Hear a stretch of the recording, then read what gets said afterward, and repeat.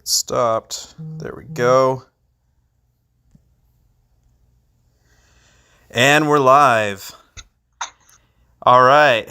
Well, I'm excited. I haven't streamed in a little bit, but I have Everseen, also known as Brandon. He's a YouTuber and streamer, and he's has some really quality videos out there. You should check him out after the stream and give him some support, give him subscribe, and we're just gonna kind of chat. And in the background, we're gonna have some Overlord going. So this should be a fun, just great stream. I want to say, you're playing right now? Yeah, we're up, man. You're playing Overlord? Oh shit, okay. Yeah, dude. I don't know how effective I'll be, but I'm mostly just gonna join rallies and maybe take a rally or two. That would be dope. But nice, cool. Yeah. If you guys want extra rewards, you'll need to ask Everseen a question and leave your UID. And if I think it's a great question, I'll use it and I'm gonna send you a reward. So that's pretty much how that happens. If you want extra rewards from Rise of Kings, you can go to their Facebook page. And we're the 5 a.m. slot. Well, can I go and kill, like, TSK or something? When did we lose our slot? Okay, well, I guess we won't be playing Overlord. Maybe I need to go over to 429, where Everseen's actually the Alliance leader. How do you feel about being an Alliance leader for the first time? I feel at home again, honestly. Really? You're like, I have control. Well, no, I've always kind of been the person that sort of leads, but I've never actually been, like, in the rank 5 power, so it's different this time. Like, people kind of respect you a little bit more when you're saying stuff instead of just brushing off, like, what you have to say, I guess. Oh, was I supposed to be listening to you this whole time? Are you talking to me? Yeah. Fuck. Oh, man. You asked me a question. So, what's that? I say you asked me the question. I did. I answer it. Yeah. No, yeah, it's funny.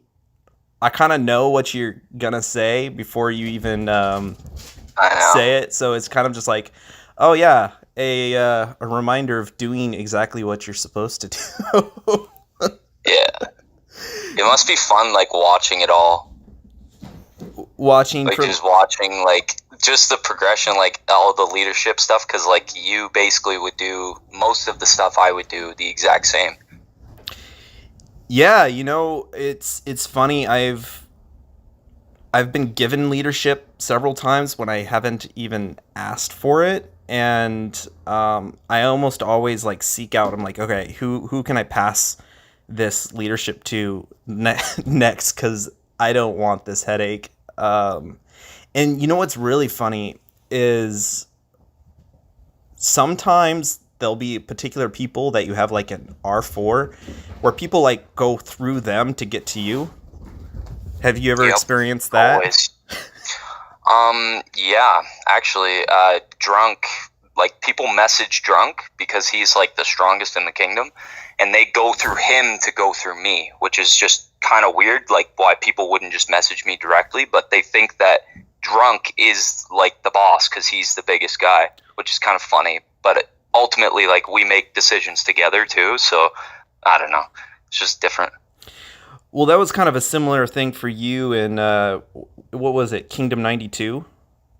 Yeah, same thing. Like, well, basically, Kingdom 92 is different. Like, I didn't ask for leadership. I never even asked for rank 4 or anything. It's, like, the same thing that you mentioned. Like, once you do your job, like, good enough, like, people recognize and they put you in positions of power without you even trying to, like, ask for it. So I just, like, ended up becoming rank 4, but, like, basically rank 5 of the Alliance in K92, and then over time, like, became, like, a kingdom leader. But yeah, I basically was just support to Tiger Gold, which was, like, the strongest guy. Right. Me and you both had similar high-ranking guys when I was in Kingdom 93. What was that like, having someone very dominant? Was that difficult for you, or did you enjoy the more of a support role? I hated it at first because I'm very competitive. So back when Legendary wasn't even in the game, Yep. me and Tiger Gold were basically like eye and eye. Like he spent a lot more money than me, but I was able to develop the C30 and everything through doing streams and stuff, like basically for free.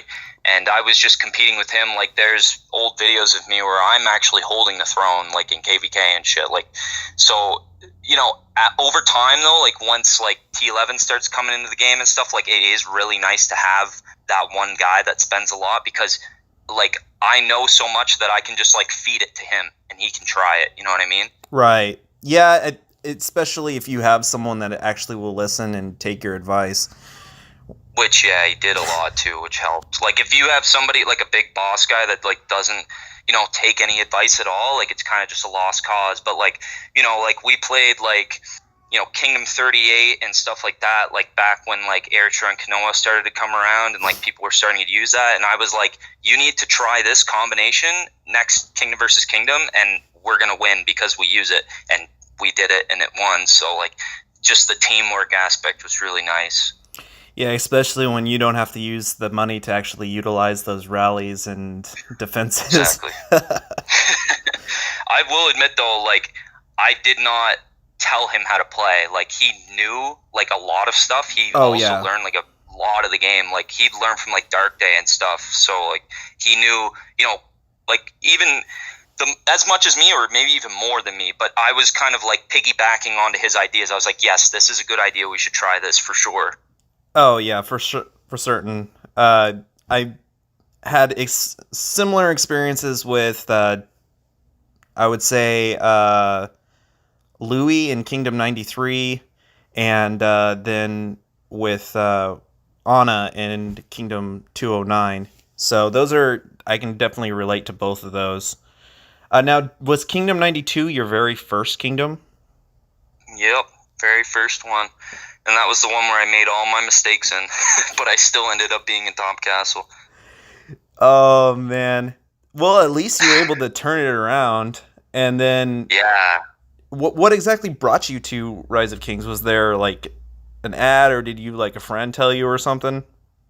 Yeah, I think it was a Facebook ad, honestly. And I was just, just chilling in my apartment.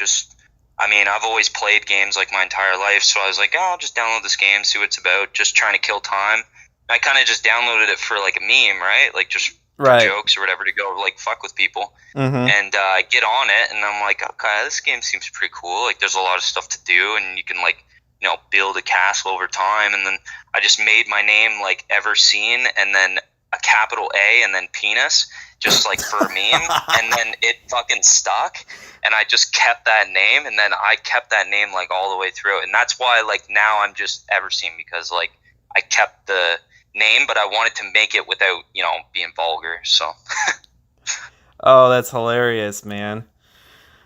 yeah, Oh, good old days. And that will be, I think, 3 years ago in August or September. yeah, geez. Hey, we were pretty close to actually playing in the same kingdom, Kingdom 93 and, you know, Kingdom 92. That's just one apart. Unfortunately, I Yeah, don't I think didn't we ever even know you played. played there. Yeah, I No, played we never. with Jackal. I don't know if you remember him, but I mean, I think Oh he's yeah, of still very course. relevant even now. He's still relevant. Yeah, he hit me the other Overlord and like smoked me. Oh, did he? Man, Hmm.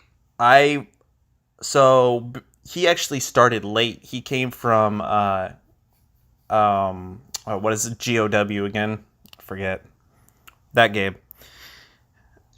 Uh, Game of War, I think. Yeah, Game of War. They came from Game of War, and he was just like he was experimenting with everything, and I was like kind of like, hey, you're working with this, and I was still on a very siege like aspect because I played in Kingdom 31, and siege was king back then, and so I was all siege too. Guilty. Guilty as charged. yeah, so I just started pounding out the siege, and I was running the table, and then next thing I know is he done all of his experimenting, and he just came and smashed me, and I'm like, oh crap, like I gotta Yep. adapt how I play, and then So just having his jewels like completely like maxed out, and at Yep. that time I'm just like, wow, I don't know if I won't even want to try and compete on this level.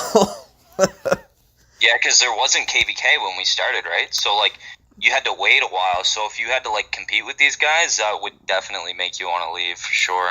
Well, I didn't leave. I stuck around, and we started off pretty well in KVKs. We won a majority of them, and it was a lot of fun. Uh, I left shortly after the Heroes came out. Actually, that's Gotcha. that's when I left. But now you're playing in what other kingdom now? Kingdom 241, but mainly in 429. Yeah, that kind of turned in from a casual thing to more of a true kingdom, huh? Yeah, I just I don't know, just circumstances like K241. There's just a big long story about that kingdom that I just ultimately it's not my kingdom. I didn't start there. I came there late, and I really miss being in a kingdom from the start because you know all the people, you get to know all the people, and you know what I mean. Like if you come, like guns blazing in a kingdom where nobody knows you, they don't really take kindly to advice and stuff. So it's just mixed feelings.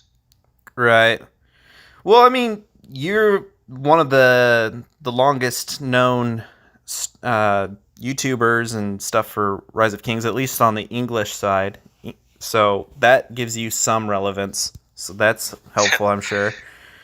Yeah, I try not to like use that as leverage or anything though, because I mean, I don't want to be like I have a YouTube channel, so I fucking know everything, because like that just doesn't sit well with people. Like, you Oh don't want to yeah, do that type people, of shit. but people love arrogance. Yeah. Anyway, I wanted to ask you actually. So Kingdom 93, why did you like leave? Uh, it was really actually kind of that money thing for me. We had some severe, like really big spenders, and I had already put more money than I would have liked into that kingdom. Uh, and I knew that it was going to take. Well, I didn't know. At the time, I thought I knew that it was going to take a lot of money to like keep up with them, and that just wasn't something I was interested in. And so I was just kind of started looking about and just keeping my castle shielded and whatnot, and I just was ready to move on. And Eventually fell off, kind of thing. the funny thing is, I joined Kingdom 209 and thinking I was like, I'm gonna play solo. I'm just gonna burn everything, and then once I get tired of that, I'll leave and I'll be done with Rise of Kings forever. And actually, my sign-in name is actually F Roke. And so I joined Nice. up, and I got into this kingdom, into this alliance for whatever reason, to just like kind of help me build up with all the helps and everything. And it just turned into me helping a lot. And then there's this 16-year-old kid was like the alliance leader, and he didn't know what he was doing. And next thing I know, I'm the alliance leader, and yeah, it just kind of went from there. So Okay. So you yeah, didn't want to be a support player in 93 though? I was kind of top dog for a little bit, for probably 6 to 8 months, and then just to be like pushed out like that, I guess I had a little Mhm. egotistical issue there, where it It's was me just too, man. where I was like, I don't want to have to grind this out against someone that can spend 100K and not worry about it. Yeah. I know, man. Like that's kind of the thing with me too. Like I like ultimately got pushed out by Tiger Gold, and he kind of like took over as like the kingdom leader. But like he even zeroed me. Like they zeroed me, and there was a big like drama and everything. And then eventually, I was just like, okay, like I'm just gonna work with you guys because it's you know like why are like the two best people in the kingdom fighting each other is what I was like basically said to him. I was like, we could just work together and focus on kingdom versus kingdom, and because the whole issue why I got zeroed was because we had KVK, but it was fresh, right? So I wanted Kill Event because Kill Event is the only reason why I even stayed and played this game, because I love that event so much. So I was pushing for Kill Event, and then they zeroed me outside of it because we had peace outside of Kill Event. And then basically after that, I was kind of like beat because, like, you know, they zeroed me, they zeroed my alliance, like we were all fucking dead.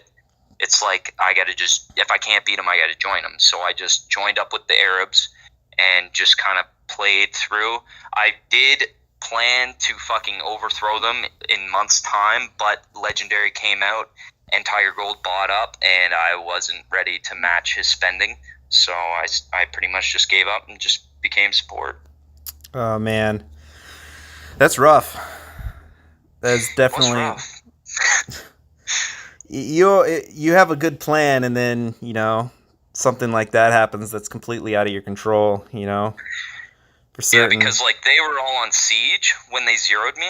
Oh. And it actually did me a favor because I was all siege as well. They zeroed me, and I just learned infantry from K4 and K8 because they had started using T10, and I basically, like, trained up like 6 million power of all T10 infantry and stuff. So, like, I was ready to, like, pretty much fuck them up because they were only siege, and then they brought out legendary levels and stuff, and there was no way I could have done it. Yeah. How would you classify Rise of Kings? Would you consider it to be a, like, I don't think it's right to call it a war game per se. It has war aspects, but it's like kind of seems like an in-between for me. How would you classify it? I mean, it's definitely a war game. Like, at the heart of the game, if people respected how the game is meant to be played, it's a war game. But the problem is we've got such an illusion that we need to be all friends and we all need to cooperate, you know, for this bigger picture. Like, when you join a kingdom now, it is, we don't kill each other because we have kingdom versus kingdom in upcoming months. We don't kill anybody in the kingdom because we need to kill another kingdom. But what people don't understand is how weak that makes a kingdom, because you have all these players that don't even know how to play, and then they get to kingdom versus kingdom and they get slapped. Yeah, and the fact that, you know, achievements do attribute to your stats as well, and if you're not building up those particular attributes, I mean, that puts you at a disadvantage. Yeah, that's the funny thing. It's just like a design flaw, right? Like, they encourage you to kill people in your own kingdom, but then they pretty much, like, support boosting for other events like kingdom versus kingdom and stuff. Like, if you want to be a strong kingdom, you've got to, you know, be together. You can't be divided, because just like in K241 right now, like, the kingdom's very divided. Like, there's like 6 to 8 like active alliances. We don't group up for KVK. It's really bad, right? So, like, they promote two different, you know, it's like night and day. Like, one day you're supposed to kill your kingdom, and then the next you're supposed to fight with them. Like, that doesn't make any sense to me. Yeah, I mean, that's... What would you, if you had to, what would be your major feature change that you would do for Rise of Kings?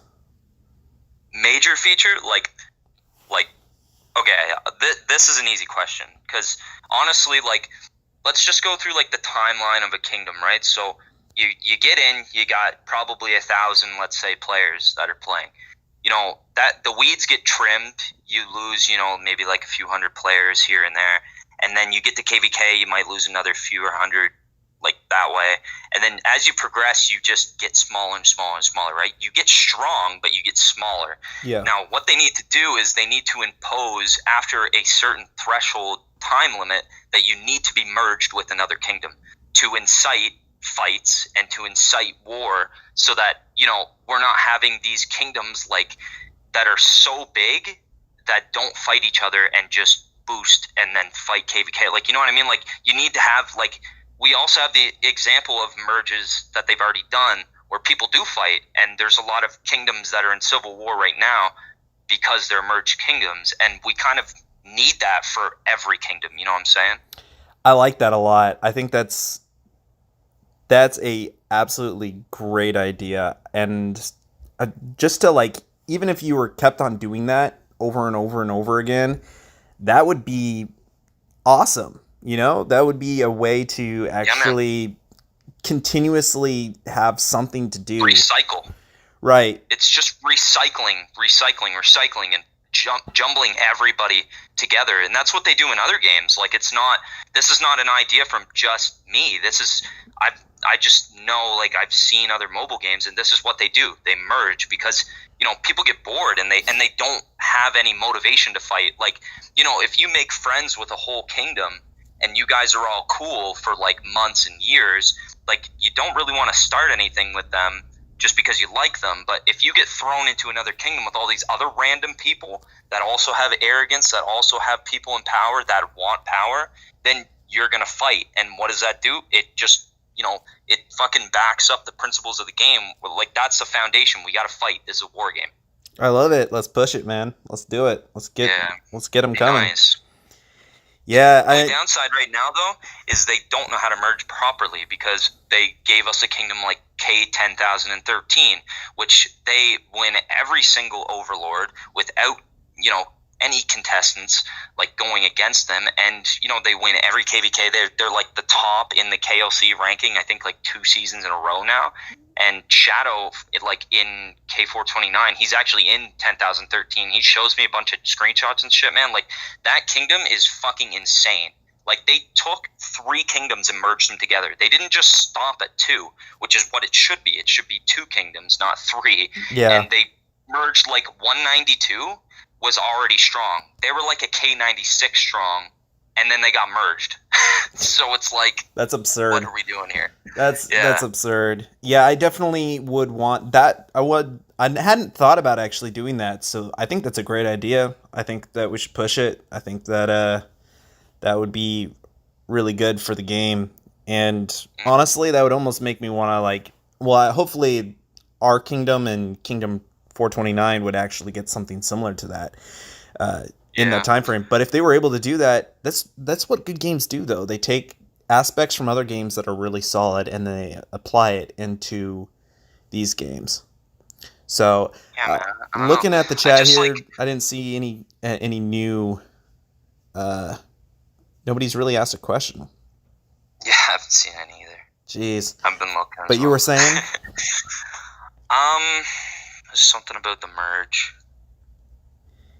I can't remember. That's all right, man. So if you had to create an orange hero for players like us, where we're not, spending large amounts of money, we're micro spending at the most, what kind of orange hero do you think would like help balance out the game for these like middle of the road players? Well, so like free to play players or what? Like free to play micro spenders, someone that's willing to spend, $5 here, $1 a couple days a week, that kind of thing. Oh man, I honestly don't know. Like a battle hero, like it depends. Like what? Like any hero, like development or assist.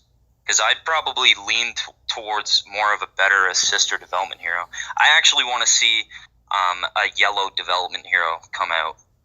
Or another assist hero. Yeah, that would be interesting. I mean, we only have the one for... how do you even say that? Kata? Kanta. There we go. Yeah, my pronunciations are great. Yeah, I mean, I definitely think we need more. And I would hope that it would be, attainable quite easily. Yeah, like, I honestly have no clue about an orange hero, though. Like, it might be, I don't know, man. Like, it'd have to be, like, something that I think about, because, like, Daewoo, for example, he gives you, like, build time on, the Institute. But, like, I'd have to, like, think of something that would actually be good. It seems as if there needs to be another orange archer hero that I'm looking at now. Because you got... I mean, you got 3 cavalry orange heroes. You have... I guess you only have 1 siege hero, which siege... Oh my god. Like, they need to do something for siege. I mean, they have Mina and they have frickin'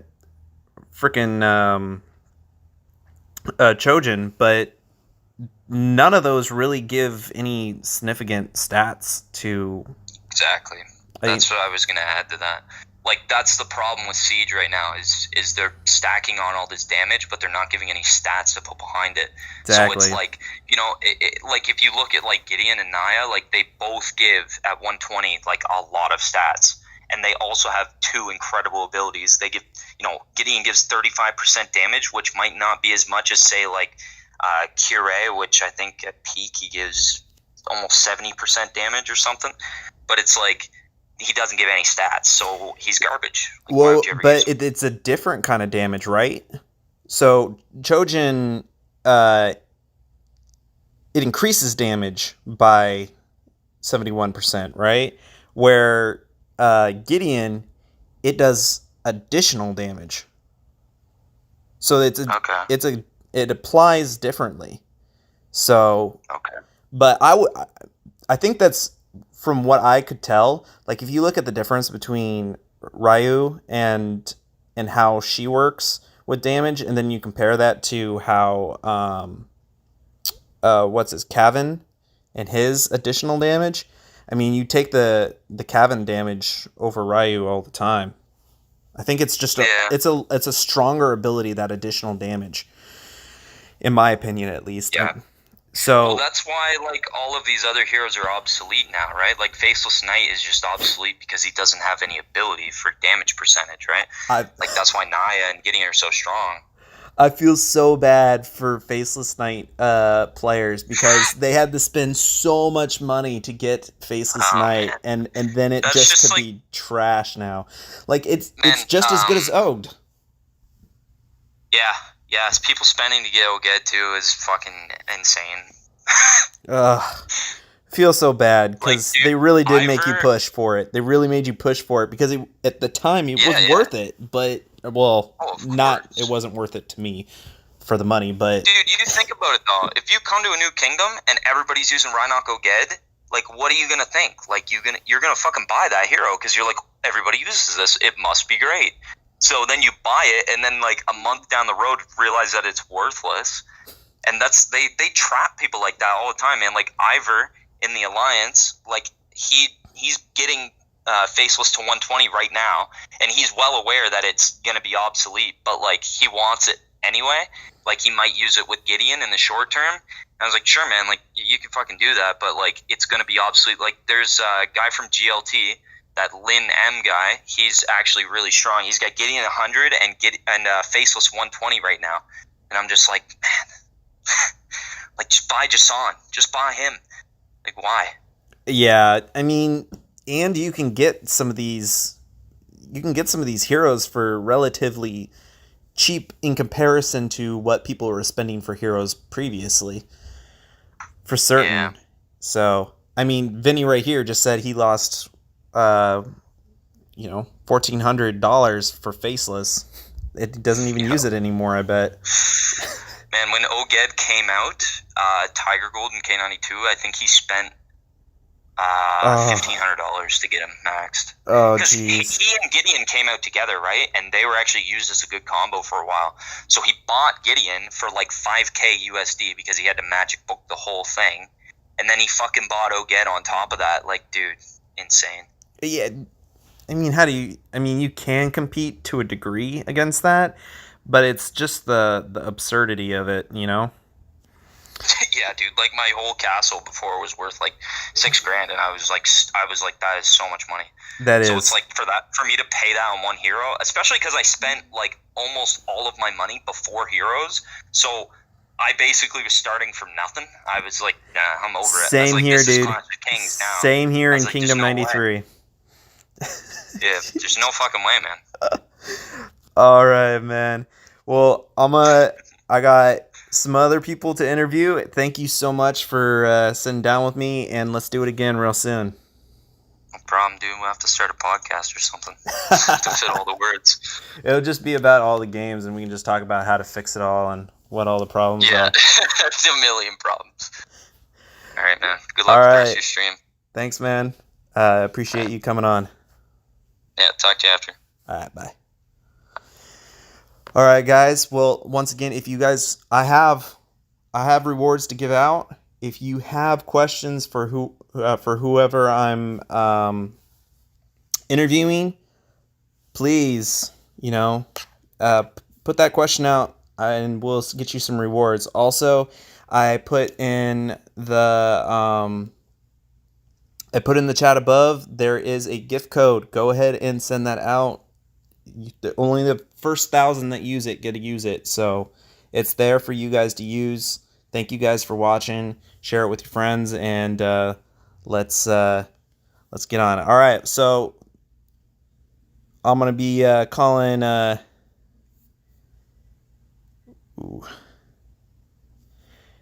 Next is going to be Demon King, aka Sharky, and he just won his Overlord. Hello. Hey, what's going on, man? You're live. How's it going? I'm already live. Yeah, you're live. We're rocking, man. Hey. You're my second interview, and I'm excited. How's it feel to win Overlord again? Yeah, it's cool. So how would this interview be? Is it kind of formal or? Nah, man, we're just chatting. It's all about how you feel about it. Yeah, it's pretty good. Like, it took a while for us to actually get this part done, but yeah, we did a pretty good job. Yeah. And Yes. I really enjoy. I watch a lot of the stuff that you put down online, and you seem to test quite a bit. Is that one of your favorite aspects of the game, being able to test all the different heroes and combinations? Yeah, because we come from a kingdom where we don't have lots of heroes. Right. So I'm the only one with 120 levels, so it's our way of actually testing every possible scenario, and then we just go ahead.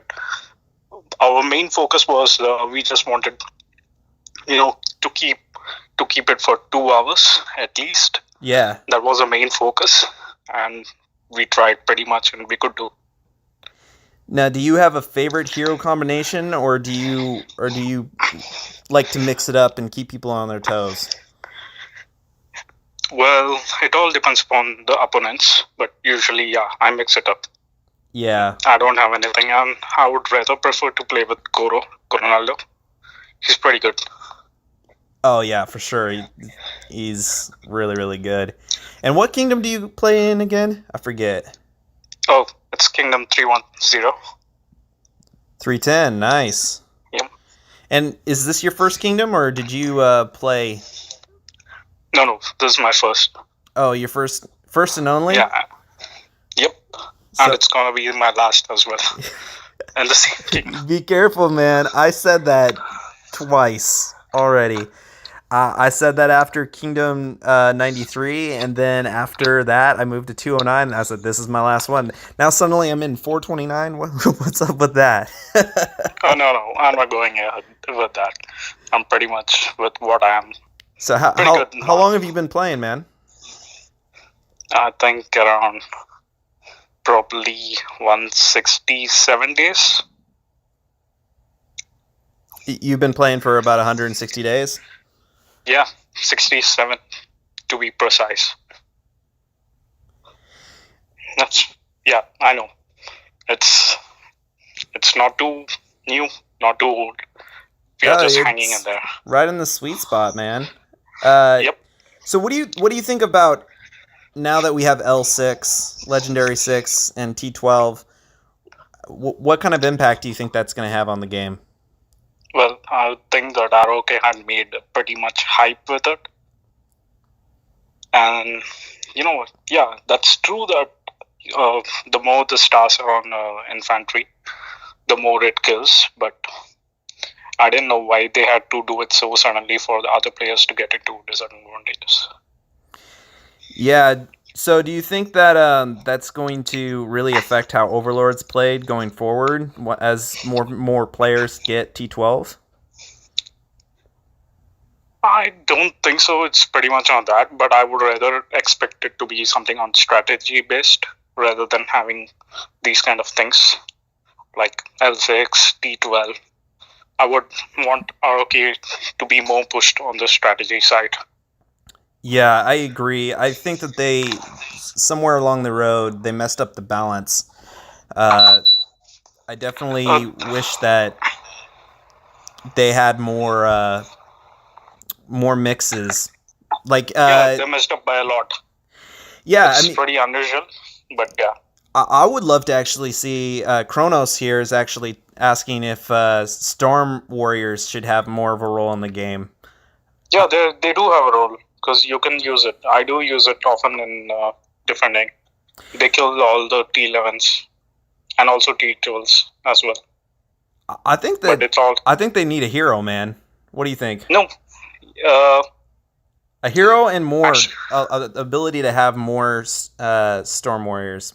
What would you think of that? I would think more on the defensive part. They don't require any heroes, but you can rather combine them with any other troop type. Like I generally use it with any of the troop types, like infantry, cavalry, even siege, and also archers. They do a pretty good damage because if you read the attributes about the stormtroops, they distribute the defense and to the back end, and they help your troops to survive little longer. So it's actually pretty helpful. Yeah, I gotta admit I've probably been pretty bad at not applying them well enough. So I got a question here from some of the viewers. Says Demon King, do you think Overlord relies more on teamwork or heroes? It's more on the teamwork. Yeah, Anything, even the KVK is even the KVK is more of a teamwork. Because I lost the palace just by 1 second because we couldn't reinforce within 1 second. yeah. So When you're playing at that high a level, I gotta imagine that all the timing has to work out just perfectly. yeah. So especially the last KVK, we had four Narnia 120s. Mm-hmm. So we just lost by 1 second. We couldn't defend just by 1 second a delay where we couldn't reinforce and they kicked us. Wow. Yeah, playing at those high levels that has to be nuts, man. That's what do you do with your team to be prepared and arrange the rallies? Do you have multiple people that kind of relay information, or do you pretty much control most of that as the main rally leaders? Yeah, we do have pretty much a different kind of strategy because everyone, keeps saying their own things. At last, we don't have many rally leaders. I don't think so many of them know it. We Mm-hmm. just have three, just three. That's all. Wow. And sometimes there would be even just one. Well, that has to be interesting when it comes to KVK too, especially when you have a 24-hour event and you're trying to, you know. Yeah, that's true. For KVK, we have something different. What we do for KVK is every person having a Gideon 80 or 100 Mm-hmm. does start a rally, reinforcement rallies. But to kick anyone out of the palace or anything, it's just three people. So we are just trying to concentrate more on the number of rally leaders because Yeah. it's pretty much down. Hmm. So if you were gonna go up against Mulan, say Mulan and Cavan are in the palace, what would you use? Would you use the new combo of Nana and Gideon, or would you do something a little bit different? I would rather use Jason and Faceless. Uh huh. They are also a pretty good combo for Mulan because Wow. I do remember Jekyll of K93. He kicked me out with Jason and Faceless. Because they got the that HP buff, right? And Yes, yeah, and also wow, Jason reflects the damage back. you're talking about like a top end player there. I actually played with Jackal back when I played in Kingdom 93. He's a legit player to go up against. Yeah, we did have the Overlord with him. Oh wow. That was last Overlord, so we were back to back, and then we just lost it. We kept the statue for 55 minutes with no opponents, anyone taking it. then we just lost it. We couldn't reinforce. That's what I say. It's more on the reinforcement side, stats and all. I don't think so. It matters a lot. So, Because Midnighter yes, is asking, do you utilize all troop types, or are you a pure infantry player? no, I play all troop types. In fact, I used to when they didn't change the battle logic. I used to play with siege. I used to keep the siege inside the palace, Mm-hmm. and rally the castles around with different type of troop types. Wow. But that can't be utilized as much anymore, right? No, Yeah, that was really unfortunately, no. unfortunate. Yeah, What did you use? Did you use like a Mina and Chojin, or did you use like Mina and what's Kirak. his, yeah, Kari? No, I used Mina and Trojan. Mm-hmm. So that's because Trojan, I kept him for a high HP so that anyone who attacks him, if the HP is level 30 skill, it gets, reflected back the damage. He's just like Jasan, but, he kills all the troops as well on the last attacked troop. So I pretty much used him at the palace. Though you get the kills less, even your troops die even lesser when you're defending inside the palace. Mm. Now, Jansen got the HP buff when they updated the heroes. Do you think that Chojin also should have gotten an HP buff as well? Yeah, definitely. But the ROK made siege useless. Yeah, I'm really frustrated at that because I was just starting to adjust into using Siege when they changed it because I wanted to utilize more play types and I was really ramping up my Siege and then they just kind of flipped it on me. So that was a little Yeah, upsetting. I don't think many people in ROK know anything about these, but usually T10 is not just a line of defense. When I lose all the T10s, I use T11 siege as a defense mechanism. Mm. Do you ever try and mix them a little bit where you Yeah, use I do little. mix them. Yeah. Yes. So whenever I'm defending a palace and if I'm out of all the T10s or the T12s or everything, I just use T11 siege. Gotcha. So So, it acts as a defensive buff. yeah. So something I've noticed is they're both range 1, right? T10 infantry and T11 infantry. But I Yeah. noticed that ranged units seem to target the siege, the siege towers, and then the T10 gets targeted by the melee troops. Do you kind of recognize that at all, or is that Yes, I do recognize it, and pretty much to say straightforwardly and just being honest, ROK has screwed everything.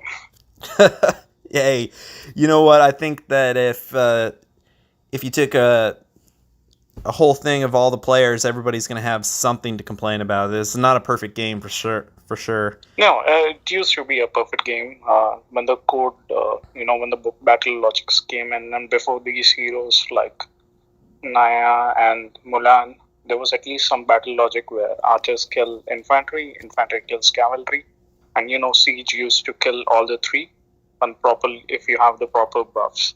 And now any new hero he comes in, he kills all the types.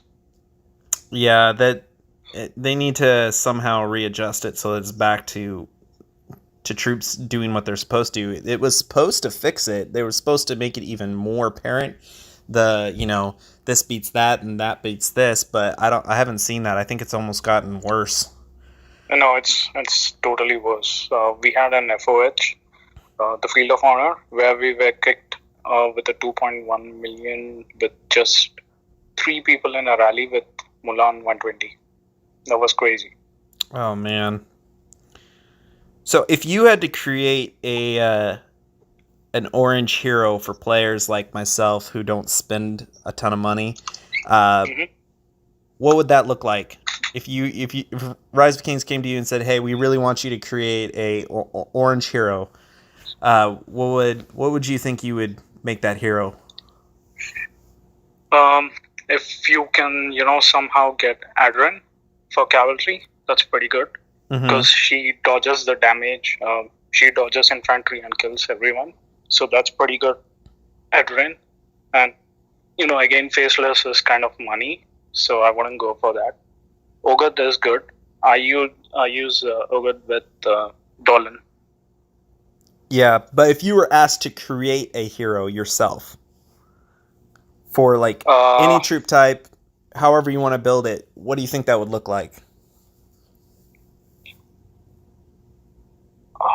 Okay, that's a good question. So, if asked for any troop type, right? Okay, I would go Adrin and Rui for cavalry. For infantry, I would go with Ogre, and also, yeah, I have to use a gold hero, which is easily available through the chess. So I would go with Ogre and Dolan. Mm-hmm. And for archers, yeah, again a gold hero like Rin, and then Moristar. And for siege, of course, Kirai and Ashray. Kirai I would use, and probably I'll use Ajkin. Yeah, those are man, that's hard to use those lower end heroes anymore though, huh? I mean, you kind of need at least one gold hero in your dispatch. At least for infantry, you would need that, but cavalry, I think you can pretty much pull it off. Yeah, it seems like cavalry seems to be the most kind to those middle power players, at least for getting the best stats for what you can do. Yeah, that's true. But I think most of the people, what they do wrong is, from my experience of hitting the castles, they place the true wall heroes pretty much wrong. They have cavalry inside the castle, but they place infantry heroes. Yeah. So it's a golden opportunity for players like me to, hit and swipe them out completely. Yeah, and then they cry that you have gold heroes. I would say first check what's your troops inside your castle, and then place the heroes according to them.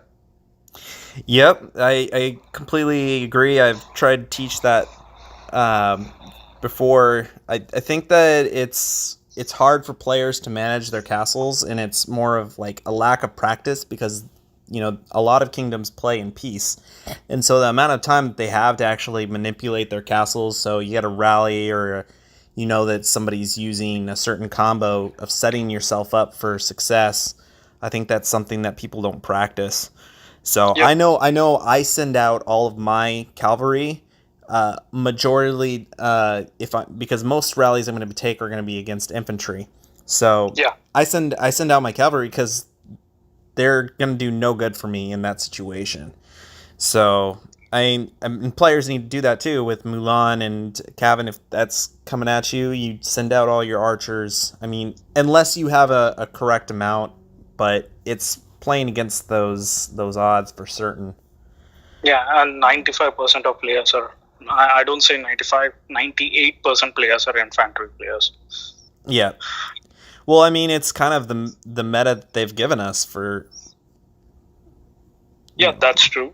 I mean, it's easiest to build an infantry castle. That's true, but as the castle keeps evolving or as the game keeps evolving, you need to actually focus on what troops you have inside.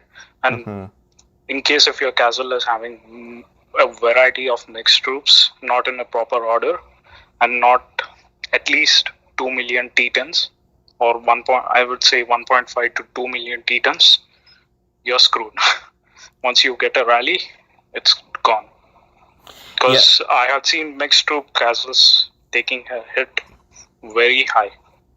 So let me ask you this. I think I have a pretty low amount of T10s. So I have 5 million X Warriors and then Imperial X Warriors and then just short of 800,000 Kingsguard. Do you think that I have not enough Kingsguard or too much? You would take only the first rally. The second rally, you would be killed. It's as simple as it is. Yeah, I think against a player like you, for certain. What I typically like to do, if I can, is I'll send my Kingsguard into a rally so that about like 400,000 400,000 are in my castle, and then I can cancel the rally and try and time it for the second one. But that Yeah. timing doesn't always work, so that way I have that small amount in front to kind of eat up and delay the troops as they come in. But it's really hard to time. It's really difficult. But Because these days I'm seeing with Naya 120 or even Mulan 120, if you don't have enough D10s to back it up, you lose a lot. Like I had seen a report I even got myself a report, more than 5 million kills wow. on an L4 castle. Yeah, I mean, as the stats go up, the fatter your castle is, sometimes the more kills that you give up for certain. Yeah, I'm hoping that the hero bonds coming up now will at least help these kind of players who don't spend a lot. I hope so too. I not holding my breath on that. I think that unfortunately, I think, what was it? Is it spending? Some of them are spending heroes for the hero bonds, right? I can't remember. No, I see Jason, then Magner. Yeah, I think. Yeah, I mean, you but can, at least over time you can get Jansen for free. It's a grind for certain, but you can. It's possible. Yeah, and that's true. And I have seen some castles. Like I was asked to log in into some of the castles of certain kingdoms. I just went, took a look. They had spent actually at least 10,000 more than me. But when I saw their castles, they spent all that money on resources, building castles. Yeah. It's such a waste of money, everything. right? Yeah, it's a waste of money that you wouldn't actually work on your heroes. They thought, okay, I made a castle L5, so now it's stronger. I can do anything. But, once the castle keeps burning, they say, okay, you have better heroes. There's nothing of better heroes. You have to, from day one, if you had focused on your heroes rather than your castle levels, you would have been good. But the money was spent on wrong things. I honestly, now anymore, if anybody asks me how to, how to properly spend, I tell them straight up, I'm like, only spend money on things that you can't get without money. I mean, really, that is the best advice I can give, and especially when it comes to heroes, because there's certain things that you're not going to be able to get, and you got to also make sure that when you're spending your money, that you're actually going to be able to obtain a high enough level for what you want to spend to actually make it worth it. Because if you go and buy some volley shards and you only have like level 5 or 6, that's really not going to do anything for you. Absolutely. That's exactly the thing I wanted to share for the people mostly listening this, that first focus on your heroes. Castles and everything can come later. Right. Just building 100 million troops without proper heroes won't get you kills. It'll actually damage your castle and give the enemy kingdom more points. I agree completely, man. Well, thank you for stopping by. I got a couple more other interviews to do, but I really appreciated your insight and taking your time to chat with me. So thank you so much, man. And I hope to talk to you soon. Sure. Thank you. Bye. Thanks. Bye. Bye. All right, guys. There's some pretty good questions there. I got a few more other people to talk to, and this should be fun. I'm enjoying talking to all these different players, and they have different insights and different opinions. So it's exciting. I really enjoy talking to everybody.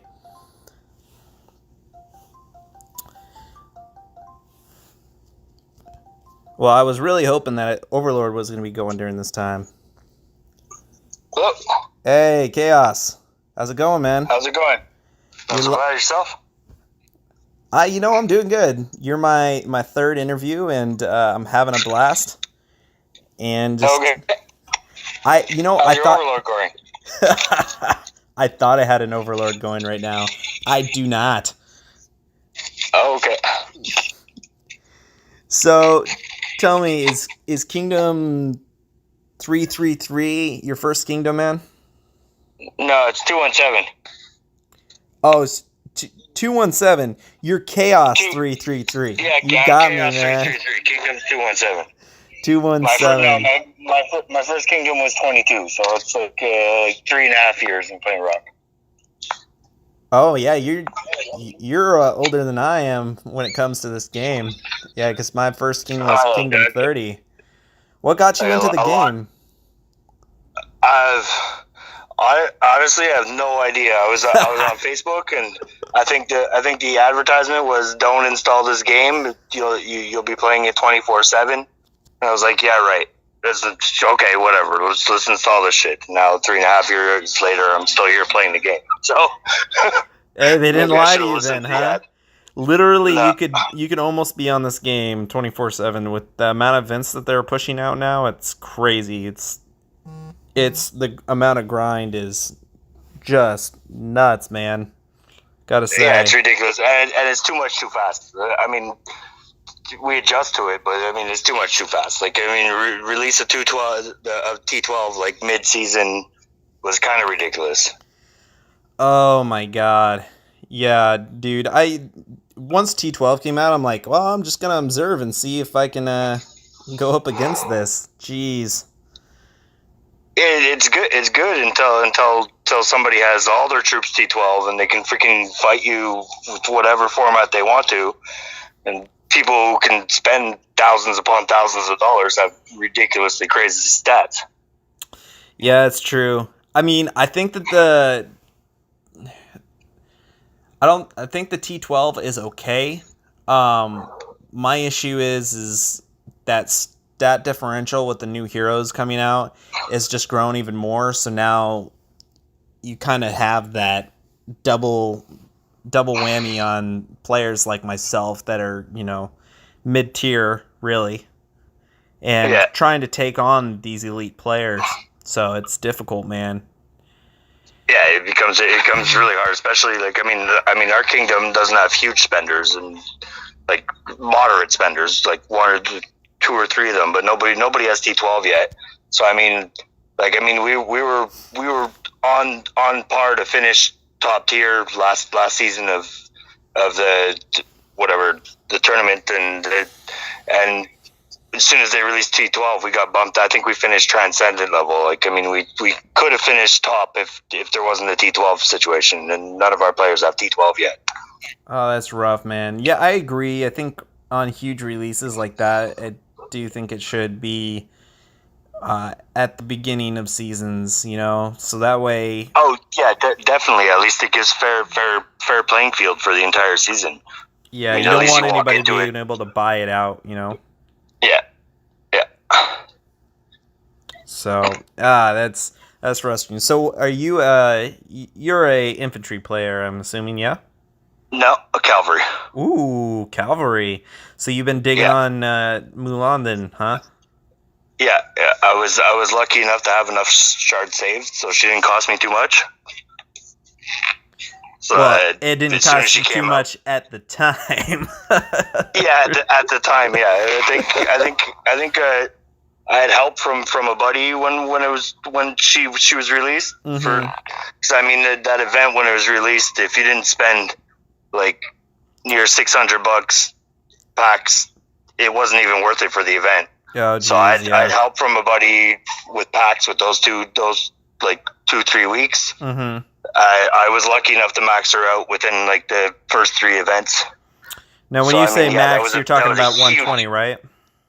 Yeah, to get it near to 120. Yeah. Well, I mean, I put her to 4-star the day she was released because I had like 200 shards in the bank I was saving for her type thing. So I mean that was a big game changer. I mean to watch cavalry destroy infantry was nuts. Yeah, the very first time that I got beat straight up, I was surprised. I Yeah, was. well, I think I killed you. I think I killed you in an Overlord like before that with just Cavan and Adarin. Really? I remember watching your video and you saying, "Oh wow, those cavalry must have rushed," because Yeah, I bet I had my archer still in. Do you happen to remember? I think even somebody sent you reinforcements of Archer. Everybody always doesn't check what's coming, and they send the reins of the archers. It gets filled with archers, and That's then they get awesome. creamed. That's awesome. I gotta say, like, for the longest time, I've called cavalry the gamble troop, and when they are able to rush and hit from behind, they're really, really, really strong. It's just the fact that they're not consistent all the time. The nice thing is in rallies, I don't know if you've had this same experience in rallies, the chances of them rushing go way up because you have a longer time. Yeah, well, I've had more good results than bad ones. Mhm. Unless somebody sees it's just a cavalry rush coming, then they're gonna set up their castle properly, send out the right troops. Yeah. But if you load 2 rallies, 1 infantry, 1 cavalry, going at the same time, and they still take it, then the results are phenomenal. Oh, definitely, man. We've been running that. The issue is we're having like 100 million power castles like shielding up. I'm like, come on, dude. You got to be able to take 2 rallies at 100 million. No, they can't though. That's the thing. We'll rally like 160 million power castles, and like, okay, maybe it might be listed as battle loss, but if you look at the troop losses, it's ridiculous. Like the power count loss. I mean, one thing we're not afraid of is rallying big castles, and I mean, if they're willing to take the rally, we'll let it fly. Yeah, I mean, I'm not a top tier player. Anybody above 80 million should be taking my rallies. So it kind of pisses me off when I'm like, I'm hitting above my weight belt and they're not taking it. I'm around like 200 million. I don't know why people don't rally me. I have way too much cavalry inside the Survivor rally. I mean, I'm sitting with like 6 million cavalry inside. There's no way I could get them all out, especially if I'm in an enemy kingdom. Yeah. I don't know why I don't get more rallies. I mean, I would rally me. I think they're just scared of that 200 million number. Yeah, well, I mean, it's a game. You got to take chances sometimes, right? You're not going to know until you find out. It is too.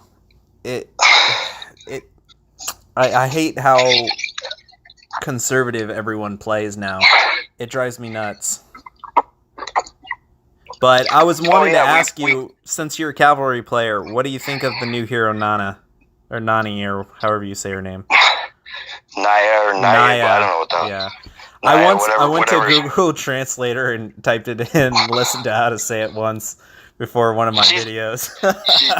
She's definitely a game changer. Like, I mean, like, she'll destroy cavalry now, which I mean, honestly, I'm happy about the like Mulan destroying infantry, but she shouldn't have been able to. I think that she should. I think she should be able to, if you rush.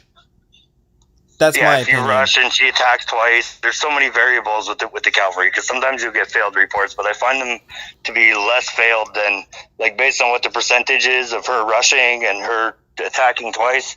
I find there to be more successful reports than there are failed ones. So I don't know how they have their coding set up, but well. Obviously Naya's a game changer, but I really just think she's a band-aid for the infantry players, because I think next step they're going to release an incredible machines hero, and that's going to change the game. You know what? I don't think so. I think that you don't think? I think they'll either go. I think they'll go Archer Man, or they'll go for an every all troop hero again. I don't know. That's my opinion. Because archers are kind of useless now. I think the all troop thing would be cool, because it would like force people to actually use mixed troop numbers. If they, what's his name was a great idea, but nobody uses them. Whatever that all troop hero was there that they gave with the Shinjin. Yeah, Shinjin. Yeah, that's it. Like, I mean, I thought that was a great idea. I actually thought he was going to be the next great hero. So my concern with having an all troop hero that's like really bomb is it becomes like the hero that everyone has to use kind of thing. Obviously you can become elite at like one single troop type, But if you make it like, hey, this is OP no matter how you use it, I think that's a problem. It might be, but it might make the game more interesting, forcing people to use different troop types and having different amounts of troops in their castles so they can't defend themselves against the average rally. It might cause, I mean, everything's been bubble city lately anyways. When you see 120, 140 million castles bubbling, Yeah. that's an issue to me. Like, take the rally, buddy. Or what if they put in a just off the top of my head? What if they put a kind of like a bubble limit? That would be cool. Like, hey, if you're over 100 million power, too bad you don't get you can shield up prior to the event, but once you open up, you're done. Until you go under 100 million. Or like a space between the amount of time they can use bubbles. Like, you use a bubble, you can't use one for the next hour or so. I mean, to a point, like, I get that you can't really do that, but no, you can't. But they have to do something to get players to actually open up and fight and interact. I see too many players just like not even try. They see one report of somebody like up in the 700-800 stats, and they're just like, "Hey, nope, I'm done," and they don't even do it anymore. Oh, I mean, it's like we played 96 last season, and okay, they've dropped down since Dark Days really stopped playing his account. But I mean, they do not take any rallies, zero. They're like so strict discipline. Like, it was the most depressing KVK of my life. Stay up 24 hours playing KVK, and not one rally was taken by them. Yeah, I gotta say, being completely honest, I've straight up just skipped the last 2 KVKs because they've just been so boring. Yeah, they've gotten boring. I'm hoping their new event, once it gets released, All Kingdoms, will make things a little bit more interesting. But I guess we'll see.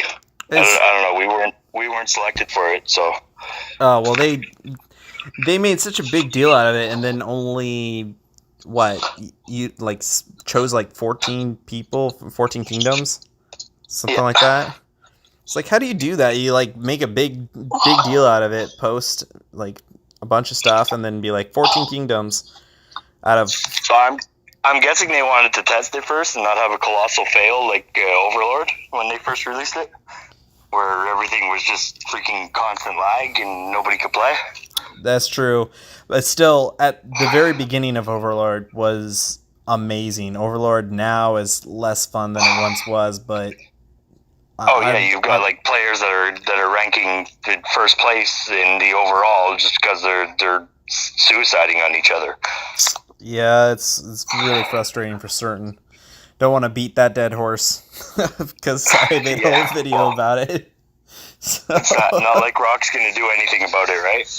No, I mean the point is they put a system in place, and then it's up to us players how do we utilize it, And so, what can you really do? Yeah. So I don't know, man. What would you change about the game if you could? Wow, so many things. Like, I mean, over the time that I played the game, there's been so many things that I would have changed. But I mean, overall, I've just learned to adapt to the changes made for us. And play, because I mean, at the end of the day, I mean, really the only thing keeping me in the game is all the people that I play with. And, I mean, it's a cool experience to be able to play with people all around the world. That's and like certain. Have that family. So I mean, I'm honestly tired of getting mad about the things that Rock does, and just adapt to them, because I don't know. That's just the way it is, I guess. But all changes, I don't know. Let me pitch something to you. I wouldn't have released T12 that soon. Like, I mean, it right after the new battle logic and everything else. I definitely, that was in my books, was a big mistake.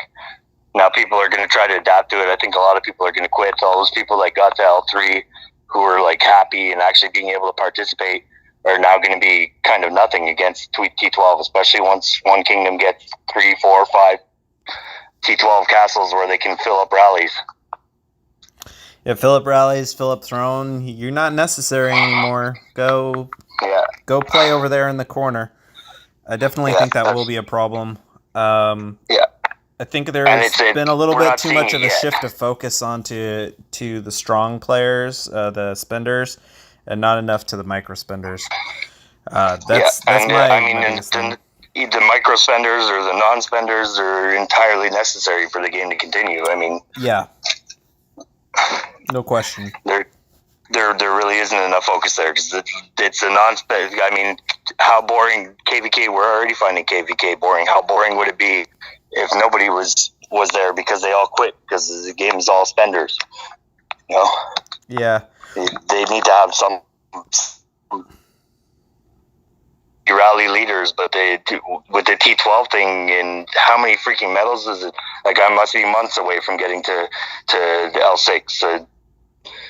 It's kind of ridiculous. I mean, those guys are never going to get there. Yeah, I tried to do the calculation of how long it would take me from L4 to L6, and I put the phone down. I'm like, nope, I'm good. I'm not even going to worry about it. I mean, I must be like at least 2 months before like the building requirements before I hit obelisk. I mean, I'm a moderate spender. I've spent probably too much money on this game. Yeah, well, it's a trap, man. It's a trap. I think a lot of players that have stayed around this long have fallen into the trap at a point of where they spent more than they should. Oh, I definitely spent more than they should. But I mean, I look at it. How long in the day am I playing this game? Because I'm enjoying it and everything else. So I look at it in that level. And I wouldn't spend money I couldn't afford to spend, but I mean, some people can spend a hell of a lot more than I can. That's very true. Let me pitch this to you and tell me what you think. You start at essentially Kingdom 1, right? Yeah. Where it's bare bones. Yeah. And me and you, we know a lot about this because we played not that far away. I think 9 kingdom difference. So I started in Kingdom 30 and then really truly 31. And you remember that, right? Where like you pretty much just had your institute and you had your soldiers and you had some of your core buildings and then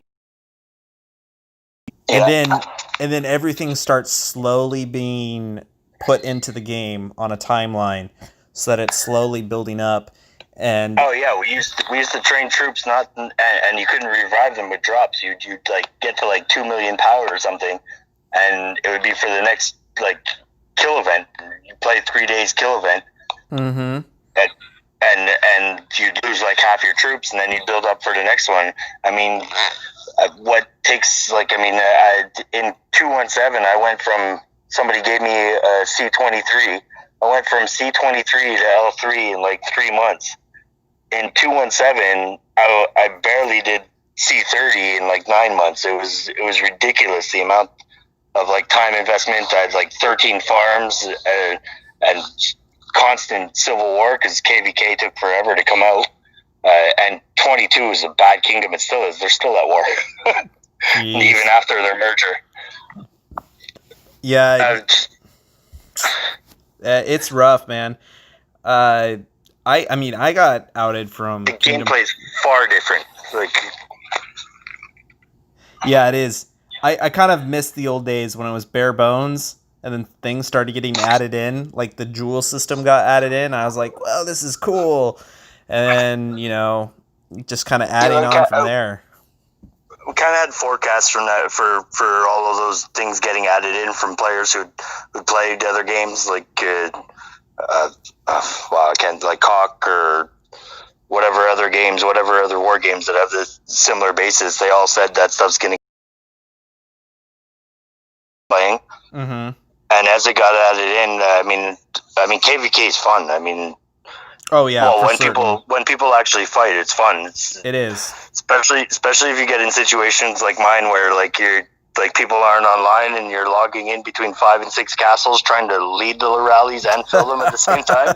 It's like such a big rush, like, you know. And I mean, especially with the 3-minute rallies, trying to get into 6 castles at the same time is incredibly like stressful, but it's good.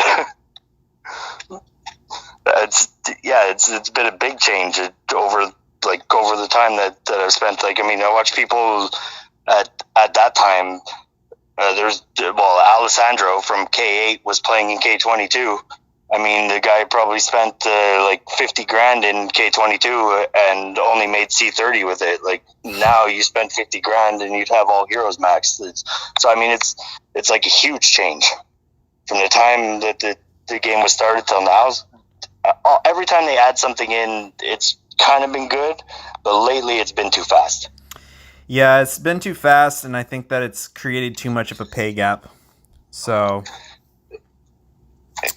I don't know. Yeah, I mean, I've already seen players kind of slowly starting to spend less time or look for different options.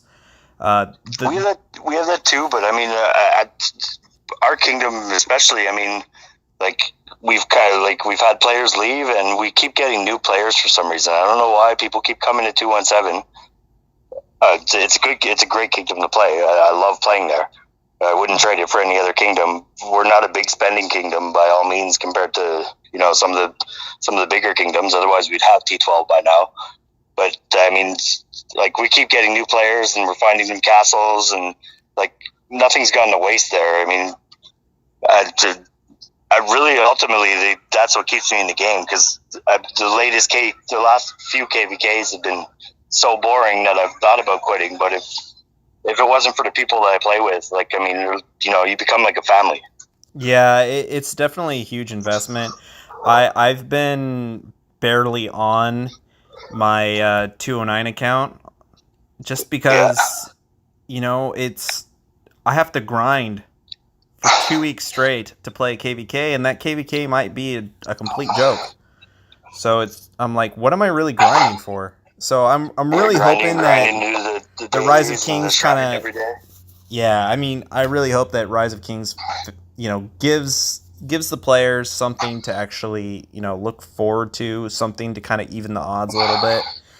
That's why I keep on asking everybody, what would you do for an orange hero for players like me or other players that are just kind of, you know, that want to be utilized but have to do it at a little bit of a lower level? I don't know, maybe that ultimate all troop hero, don't release that for cash play. Release it for people who grind. Release it to the non-spending players to even up the odds.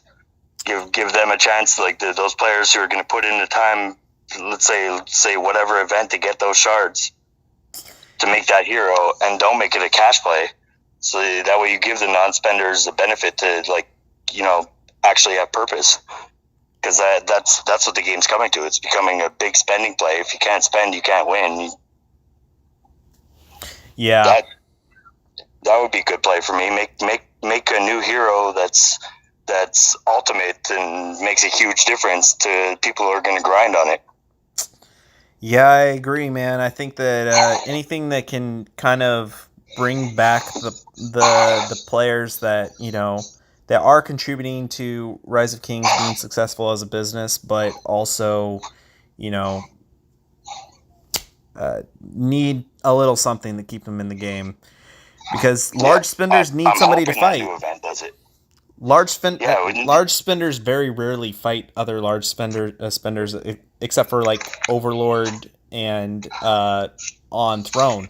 So they still want to hit their castles, but nobody's going to let them touch them if the gap is too large and you know you're going to lose. Well, Overloads have always been cool because it's always kind of been a free event, but I'm running out of drops now, so I don't know what's going to happen.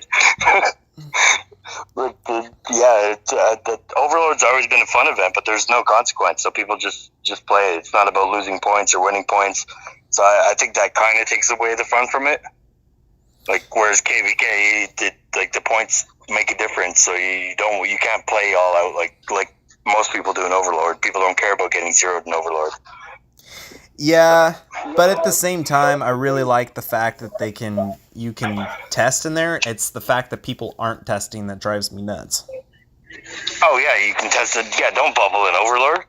Let the rallies happen. That's ridiculous. Yeah. It's Overlord. Let the rallies happen. That way you get to find out what your defense is like, or what your attack is like, vice versa. Yeah.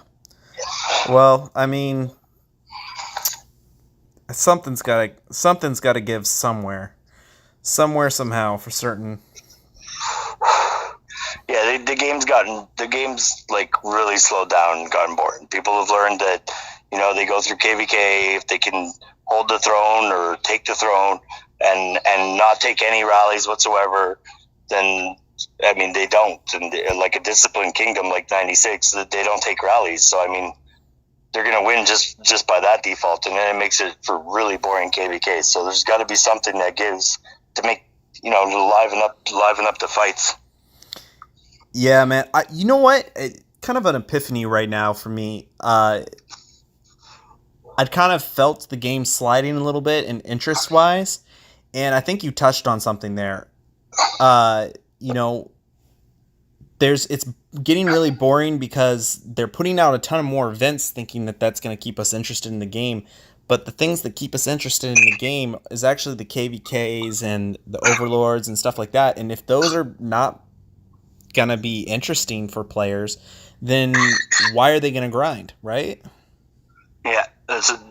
And it's like foe is fun, but it's like a colossal waste of resources. Like you play foe and you waste all your battle supplies. Like it's retarded. Well, I mean, yeah. If to fix that, all you have to do is just say your battle supplies get returned at the end or something. Yeah, or give somebody like let's say X number of speeds at the beginning of the thing, and if you use any more, fine, that goes into your bag. But or give bigger bonuses than that. That would make foe more fun. But I don't even. Well, aside from the fact that foe is at really crappy hours for most people. Like if I want to play foe, it's during the week, and it's either at the beginning of my workday or the end of my workday. So I either got to start late or finish early. So I don't have time to play. I mean, foe's times are shitty for me. It would be cool if it was on weekends, but I guess that would interfere with Overlord and everything else. Put the Throne Wars back during the middle of the week and put Overlord in that place. I mean, foe in that place. Yeah, the whole time thing is bad. I mean, anytime I have to play Throne or anything like that, I'm having to get up at 4 a.m. or 5 a.m. every morning to just play it. And it's usually boring because most of the time Thrones are just shared anyways. Yeah, well, yeah, for the Throne Wars, yeah, they're just shared. I mean, well, any working kingdom, anyways. You got kingdoms that are war that occasionally fight for it, but most of the time, one side doesn't have a chance. So yeah, there's a very slim amount of actual kingdoms that can play, and that can actually play in that whole entire atmosphere, and that aren't just overpowered. So. Our Throne Wars have come down to who has drops, and whoever has drops helps everybody else get their chest open by sending small dispatches to fortresses. You have a problem if that's how players are playing. I mean, at this point, they're not playing the event anymore. I mean, it's retarded. I've been playing a game, I call it my crap game, and I'm playing it, and it's called Venture Capitalist, and all I'm doing is pushing buttons and getting more money. And I look and I'm thinking about it. I'm like, what the hell am I doing? And then I think about it, and I'm like, I'm doing the same exact thing in Rise of Kings. All I'm doing is pushing buttons to be able to get more rewards, and then hope that I get a fight the next KVK. So I guess it's better. That's what auto clicker's for. Oh my god. I don't remember which kingdom we played, but I saw like 5 or 6 farm castles all posted around our mud, and they were all for sure because I saw them the entire 24 hours of KVK going out and killing monsters left, right, and center, and that's all they were doing. I'm sure those 5 castles were using auto clicker. I was like, I tried to report it to game. Like, oh, you have proof of that? Well, look at your fucking timing of these castles sending out monsters. There's your proof. They have people killing monsters for points. It's retarded. Oh man, I don't know. I mean, I can't really blame them for that. I mean, that's kind of hard No, to control, but it's hard to control. But I mean, do something with the points. Do something to stop people from trading points, because that's retarded. I mean, we handle it in our own way. People, if points are within a million of each other during KVK, then it's not acceptable. Like, you'll get zeroed after the KVK for trading if you get caught. But from us, not from ref, obviously. But like, I mean, it's really a pain in the ass when you're working so hard and the points are close, and you see somebody going out and clearly trading points. They drop alliance, leave, find their castle. You see them packing another castle, and then they come back. Like, it's upsetting when you work so hard to especially when it's a good KVK. oh Like, yeah, nothing's more frustrating than that, for certain. Yeah, and then you see the points differential, like, it drives me nuts. Well, trust me. The thing that really gets me is when you're just about to time it perfectly on the throne, like kicking somebody off of a throne, and somebody touches the speeds. I control speeds. We've gotten pretty good on it, just letting me control the speeds, because I can get them. I can get them all perfectly timed. In the last 10 seconds, with the 25% speed increases, I could get them all the same second.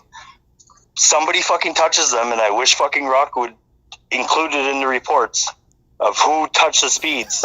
You're like, so I want to know. I want to know who, because nobody owns up to it after, right? Oh, you know what? We had one player that said, "Hey, I'm so sorry. I sped it up," and we were like, "Dude, you're good. We understand. Yeah, just don't do it again." And it was the best. It was the best thing. Dispatch. We've had that too. People thought they were speeding up their dispatch, and they pressed on the wrong one, and ended up speeding up the rally. People own up to it, but it's rare. That's when it's a colossal fail because somebody sped the whole rally. Nobody owns up to it. It's horrible. I really wish you saw that in the reports of what player pressed on the freaking speed. Yeah, I agree. We had that even there. I during KVK against, I think it was 161. I had all of my there's definitely an error in it. I had all of our rallies like perfect on the second, like 6 rallies against the castle. It was what's his name, Bach. I think it's 160, 156 or I don't remember. Anyways, there's no way that he got his troops in there, but somewhere between like report 3 and 4, his troops came in. His troops arrived like 2 seconds later. So I was a little bit upset, but whatever. They outbeat us anyway, so it was okay. But I mean, I watched the screen. I watched everything. Our timing was like perfect. Everything on the same second. His troops were arriving 2 seconds later than our attacks arrived, and somehow the reports showed different. So. Oh man. It was a piss off, but they beat us anyways. They beat us fair and square. It was good. That's good, man. Hey, well, I'm going to move on to my next interview, but thank you for chatting with me. We'll have to do it again sometime, and I'll talk to you later, bro. All right, thanks a lot. Hey, go Cav. Hopefully, it's still viable a couple months from now. We'll see what they do. Probably not. Probably not. All right, man. I'll catch you later. Have a good night. Good night. All right, guys. That was Chaos, and I'm having fun. Talking to everybody else. It's been pretty sweet.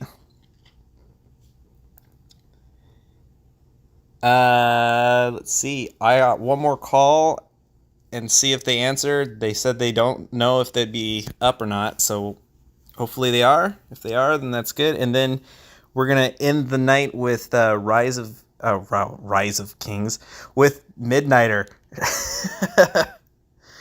I'm very excited about that. We've been friends for quite some time now, so that'll be really exciting. So, here we go. Let's see if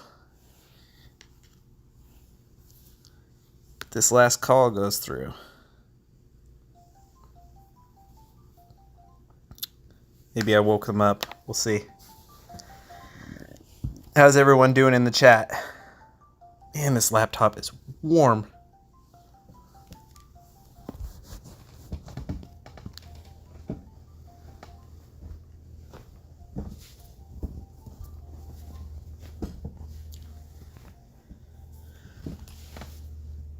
They didn't answer. So, we're definitely going to move over to my buddy Mid. So this is going to be awesome. I'm excited. Oh, nope. I guess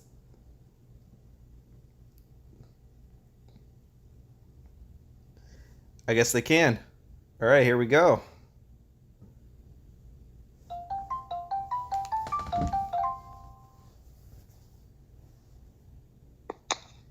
Hey, how's it going? As good as a person who should be sleeping right now. Oh, man, it's, what, 2 a.m. over where you're at? Yeah, pretty much. Dang. So, funny story is we, for a small period of time, played together in Kingdom 31. Is that right? Not together. I played against 31 a couple times. In GLT, right? In there. The first and second season, I think. Okay, so that'd be after my time there, for certain. So, how did you get into the game?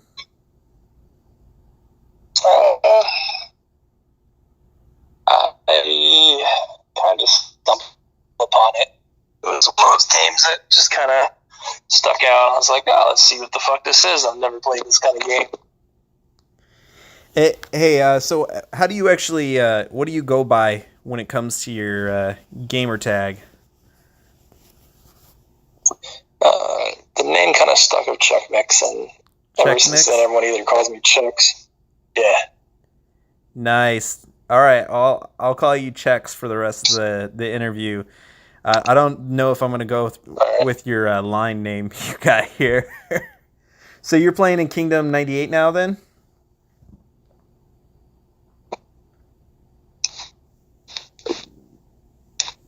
Yeah. Hey. Hey, you there, man? There it is. All right. So you playing Kingdom 98 now? It's the merged kingdom of was it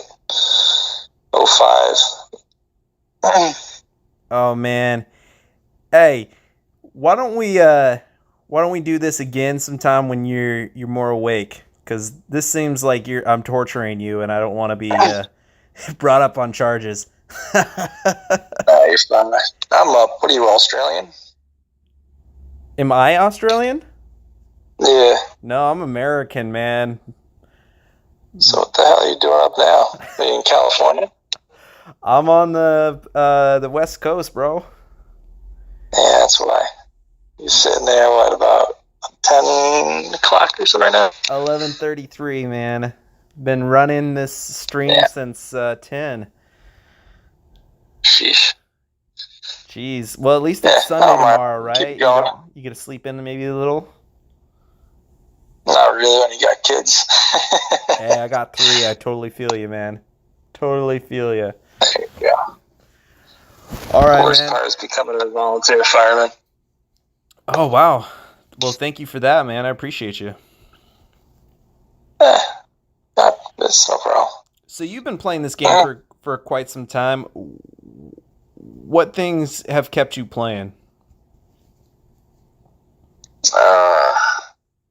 Most likely it was Like, most of the time people are jerks. It's all about knowing how to calm people down and understanding everyone's playing style. But the most fascinating part would be, like, in the beginning, I sucked. I wasn't going to drop like a couple $1,000s to be the best player, but I was like close to the top 5. Right. And as soon as like a couple of the big players that were dropping like 10 grand in the first year before the first KVK, they all dropped. I became like the number 1 or number 2. And it was pretty awesome. So it kept me floating around. But just again, I made so many friends. I made so many good strategies, and everyone kind of loved me. So I stuck around for that. And then I quit for a while and came back. What brought you back? So when my kingdom merged, I kind of was done with the game. I figured, I was one of the top people, the rally commanders and stuff, and I wasn't the big person in the room, but everyone kind of looked forward to me doing things, and I was like, well, now you guys have like 3 to 4 bigs that were pretty good. And I was like, all right, we got this. You don't really need me. I can retire. I have my kids, and I was getting my new job, so I was going to quit for a while. Keep my castle to a small to make sure that he can, learn, because I had shit out of I invested at that time, but he didn't really manage my account that well. Oh, It started at 50 million, and then when I came back, it was like 45 million. And I'm guessing I've had a couple castles given to me where they spent a ton of money and did almost nothing with it. Have you experienced that? He was a non-spender. Okay, well, at least there's that. Well, it's funny now that I came back, the dude's spending a shit ton on his account. Like, I'm kind of upset. That's funny, man. So, if you could change something in Rise of Kings, what would that be, you think?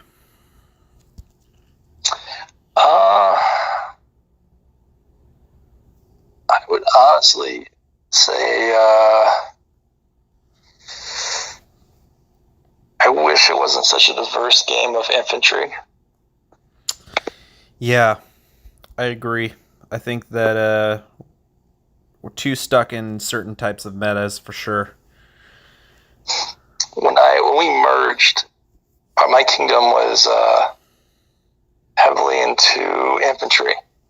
It's kind of funny. I'm pretty sure you understand how the game kind of turned out. Mm-hmm. It became surged at first, right? Right. The big player, Aurora, in 95, her husband, started out in kingdom, I think it was like 4 to 8, I don't know, one of those kingdoms. So every time that her strategy improved or did something different, she would bring it into our kingdom. Really? That's cool.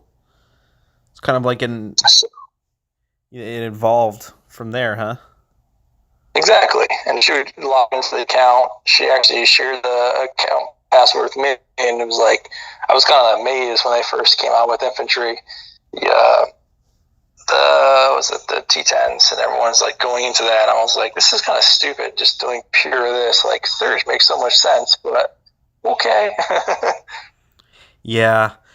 I mean, I think the hard part is it's, since it is such a spending game, you kind of have to almost really focus on one troop type to be like viable, and I really wish that wasn't the case.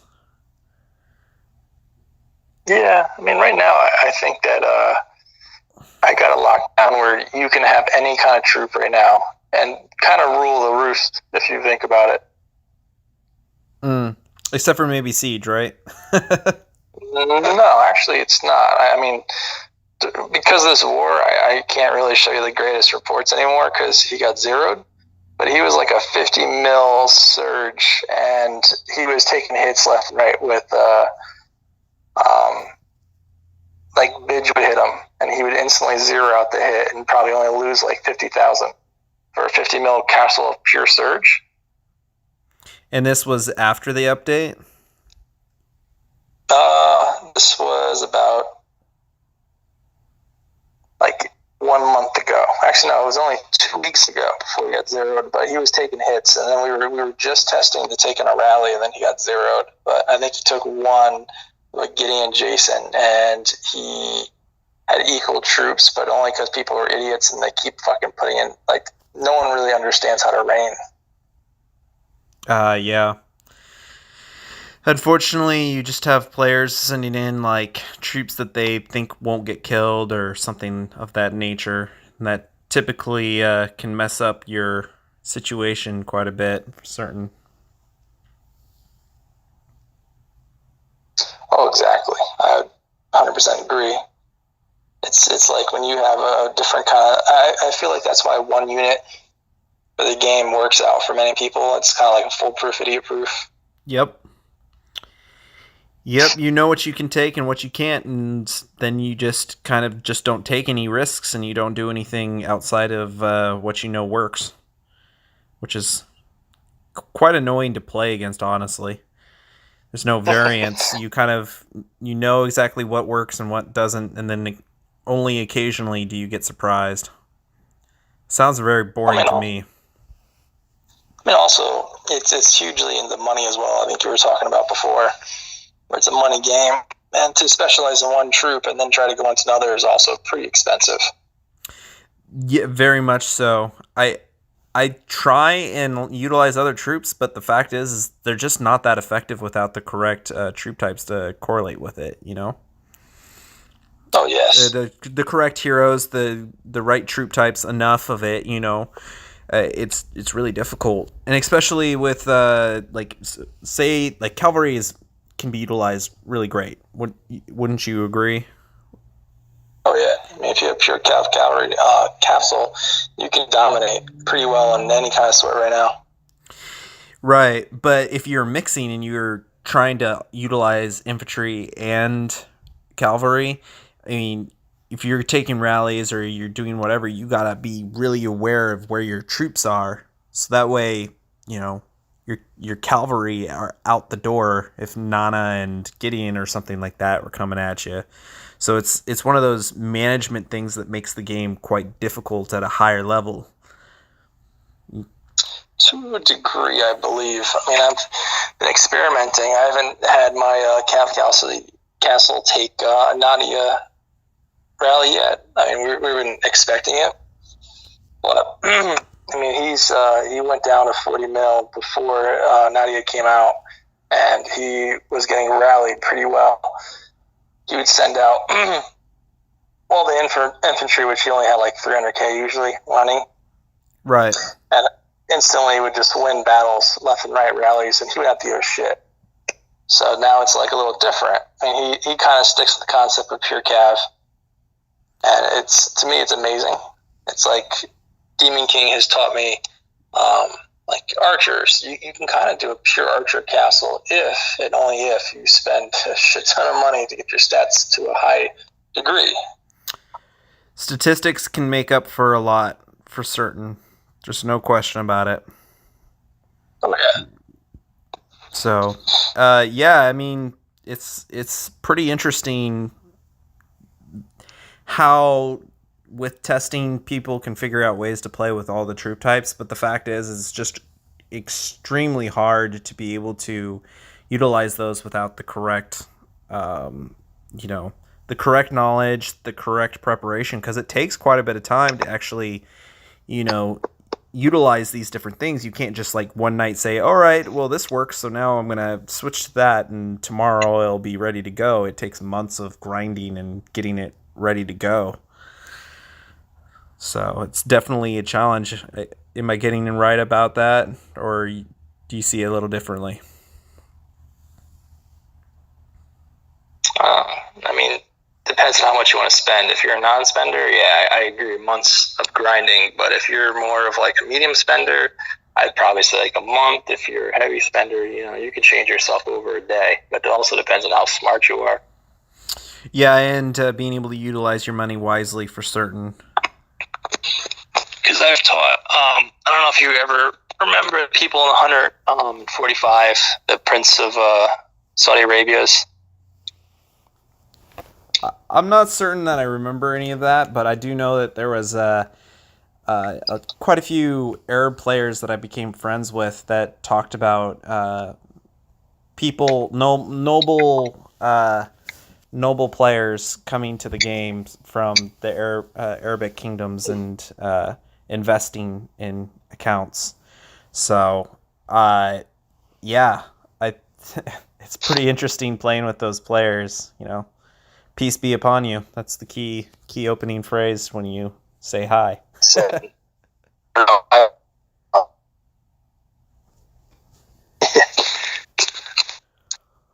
All right, man. But I was saying, like, they dropped. Sorry, go ahead. No, go ahead. You were telling me about Kingdom 45. It was just going. Yeah, it's just comparing the burns of Big Bender. So, like, if you compare them to Dark, I'm sure Dark Day spent a crap ton, and they've spent like a crap ton in a month, as much as like Dark Day is probably spent in a year, and they can never beat Dark Day.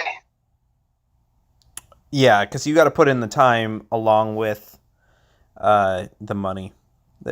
There's a certain degree that money can't buy you. There has to be the time that put in.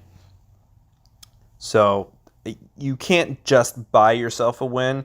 You got to actually know how to play, and you actually have to know how to utilize the money and put in the time. But yeah, it's a rough one, man.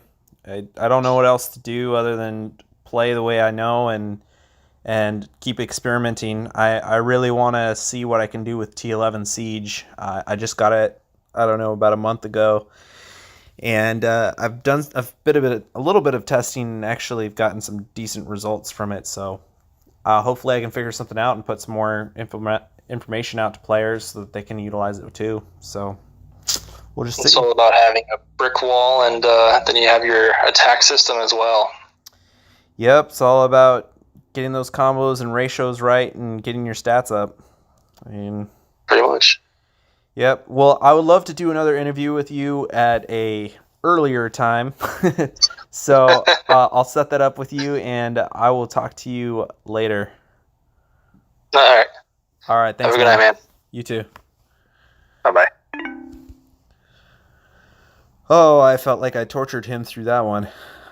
My bad, dude.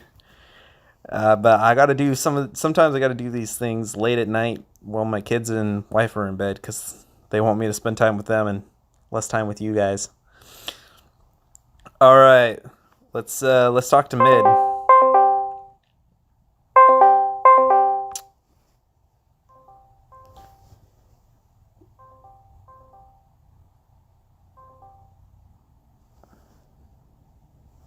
Hey, you there, man? Yo. Hey, are you dying? It sounds like you're pretty tired. Hold on, I gotta turn off my YouTube or something. Oh, you got some echo going on. Yeah, you can't be. Don't you know the rule about when you call into the radio station, you got to turn off your radio? I was like, what the fuck? Dude, Midnighter, he stays up late. I know him. Ever since that day you zeroed me while I was doing my dishes. That's the fucking joke. So, I've had people go dishes. What the fuck's he talking about? So, me and Midnighter play in Kingdom 209 together and 429. And we were in different alliances at the start of the very, very first kill event in 209, and it's his birthday in a few hours. Is that about right? It sounds right, yeah. Happy birthday, man. But so 12 minutes. I was doing quite well doing quite well, and in I think I was probably like third or something. I think Mid was in first, but him and another guy rallied me while I was away doing the dishes because I said, nobody's been touching me, nobody's been messing with me, and sure enough, the first rally I did all right, and then the second one it got me pretty good while I was doing the dishes. So now it's always the joke. It's the joke. Don't be doing the dishes. Or something like that, then you know what that means. Oh man. So you played in what kingdom before 209 again? 154. 154, and you had quite an experience with them, if I remember right. Yeah, man. I was in an American alliance, and I was watching all the Viettes, and they were plotting to take over. And I'm warning everybody, you know, they're all spread out. They had all a bunch of small little alliances. But if you watched them, you could tell they all worked together and bounced around and stuff. And I was like, these guys are setting us up, you know. I was like, and sure enough, everybody just ignored me. And sure enough, all the alliances one day came together and formed the Power Alliance, took over the whole kingdom, and turned into a big blowout. And I ended up actually going over to the Viettes because they all liked me, and I just got sick of it. Everybody wanted peace all the time. That's not, like, I'd never been in a war game where there was peace. Like, what the fuck do you mean peace? You know, and then so we fucking win. We go through all this work and we got peace and everything, and then we win fucking TOK, and it's like 10 boxes in the fucking middle, and I'm like, this is what the fuck peace is for? Like, this is what we're, you know, like, fuck all this. And so I started a bunch of drama in the kingdom, and then took off, and I came to 209 to play Rogue, actually. Yep. Initially, I had no intention of peace. I came to just fucking do what I wanted and kill people. That really worked out for you, didn't it? Well, it's the fucking people, man. People are what make the games. That's for sure, man. So you took over being the alliance leader a little while ago, about a year ago, I would say. Is that about right? Yeah, I took over being the punching bag. the way we lead, it's, you know, it's we all make decisions together and stuff. So it's really just figurehead position. What advice do you think you give to alliance leaders that you've learned through a lot of hard work and a lot of experience now going through the ringer? Give your leaders a chance. Well, I'm talking about the actual alliance leaders out there that are trying to muddle their way through this. Yeah. That's what I'm saying. All the alliance leaders, give your R4s, give your lower leaders a chance. You don't got to do everything yourself. The job of a leader is to create more leaders. I like it, man. I can disappear from 209 and everything will continue running because all my R4s are leaders. Well, except for me. I just disappear. When you're there. You're on sabbatical right now. Oh, man. It's been hard. I need something at the back end to get me to actually grind through the 2 weeks. Yeah, no, I feel you. Yeah. It's bitter. All right, man. Tell me what's keeping you going in this game right now? What is the KVKs keeping you in? Is the Overlord? Is the people? Nah, KVKs are boring. You know, most of it, it's either who can catch a rally, you know, like who can catch a rally target, catch someone messing up, or who, if it comes down to throne war, which it doesn't often with us because we're just not a big enough spending kingdom to go against those type of heroes. But I mean, they're just slow, drawn out.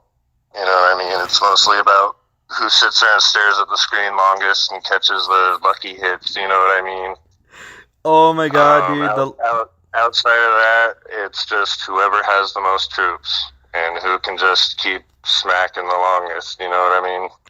I do. I don't know if you remember the last KVK I played with you guys in 209, but I spent It was a I spent about 4 or 5 hours staring at that damn screen and like rallying everything that moved, like even stuff that I knew had no right rallying. I go to sleep for like 3 or 4 hours. I wake up and everything's dead.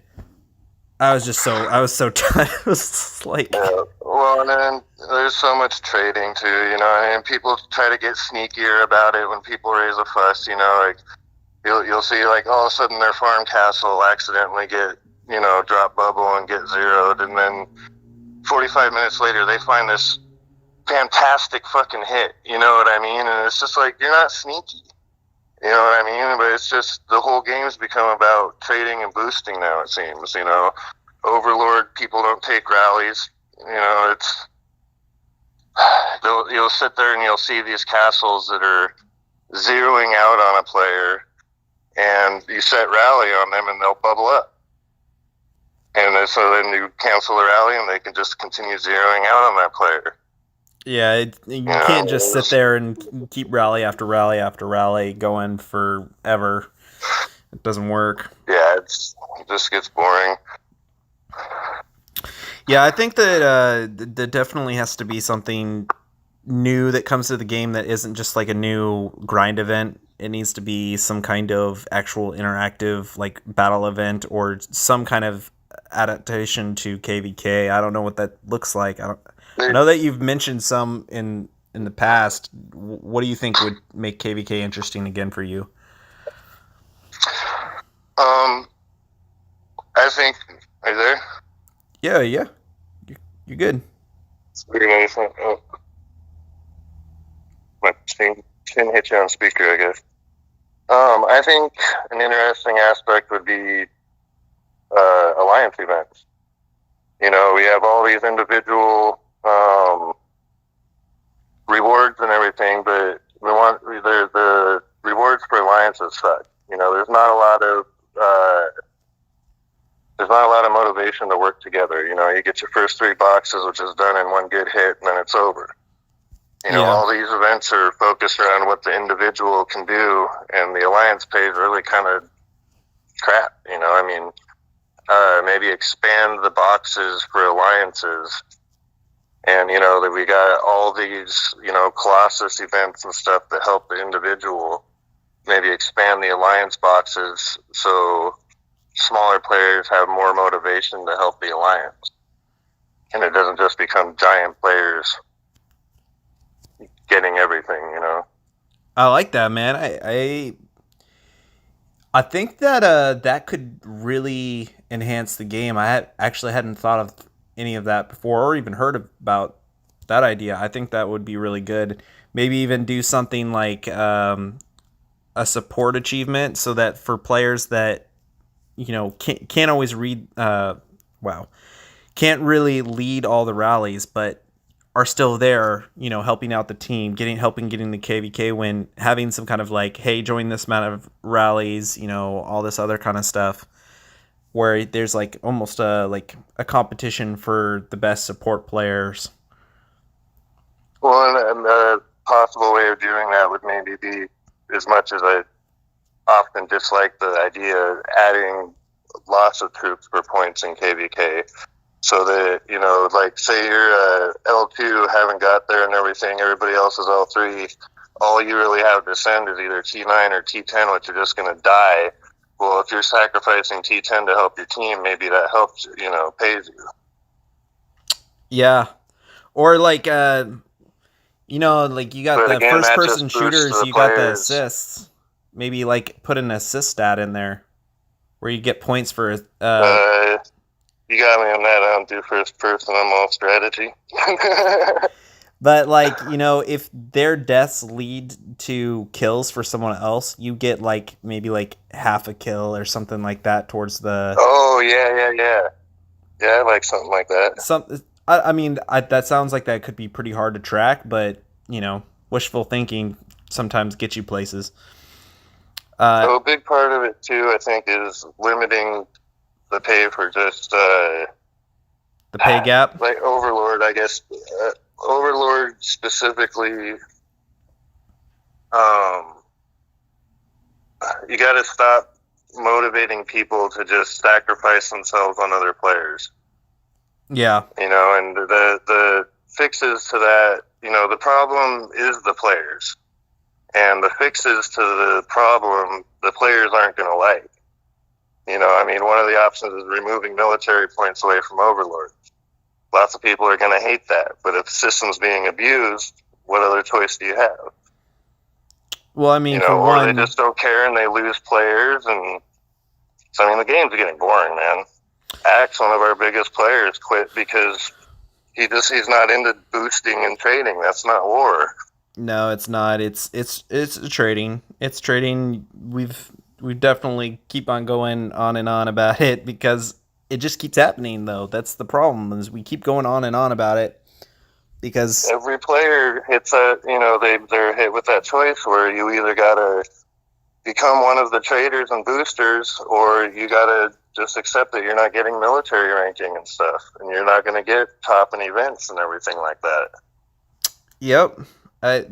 I stopped caring about my military ranking as soon as I knew that I was getting beaten out by players that were trading. It was demotivating. It didn't make me want to play.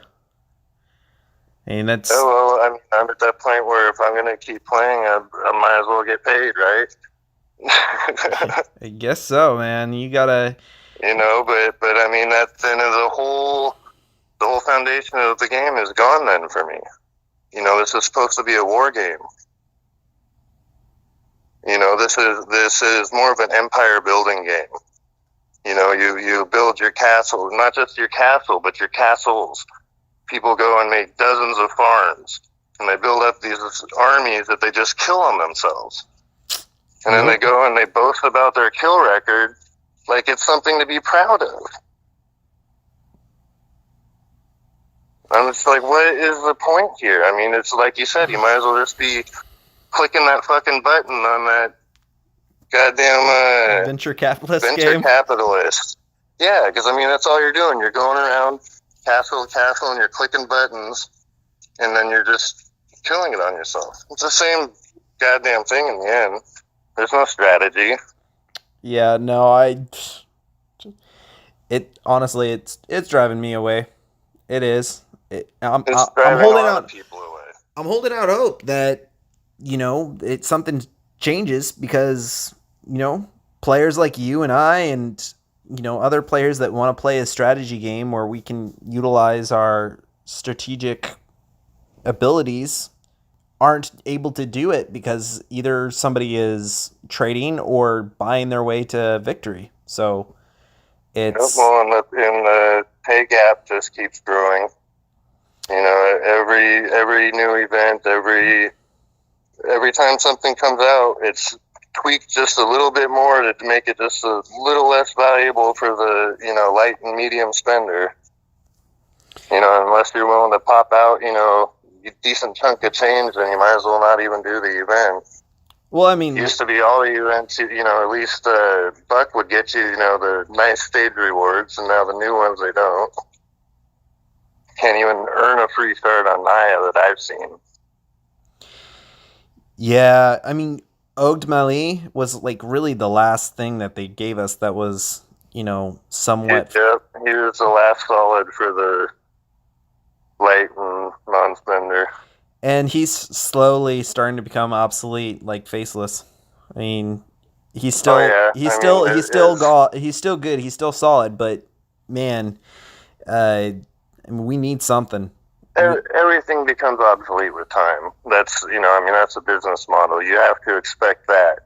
But the gap between someone who can spend $1,000 a week or more and someone who can spend $50 a week or more, it's around $50 a week or something, even $10 a week. You know, I mean, it has to be kept to a reasonable point. You know, I mean, you make it so that somebody who can come in and spend $1,000 can just annihilate everything. What's the point? I mean, lucky we got peace. Yeah. No, well, the thing is they need players like you and I. They need players, other players for them to actually interact with, because a bunch of 500 million power castles aren't going to be hitting on each other. That's just not not going to happen. Credit cards do not want to fight credit cards. Nope. They never do. I've watched it happen in several games. You run off the non-spenders first, and you just got the light spenders and the non-spenders who are just hanging around for friendships and shit. And then slowly you increase the gaps, and then the lighter spenders run off, and then pretty soon it's just wallets on wallets, and game dies. Then what happens? You start seeing kingdom merges, because you got all these dead kingdoms, so everybody cleared out. You're just consolidating players into another one, starting the cycle over. Yep. I mean, both you and I have been talking about it forever. They should make some subscription kingdoms. I mean, I would play it. Yep. I'd play it.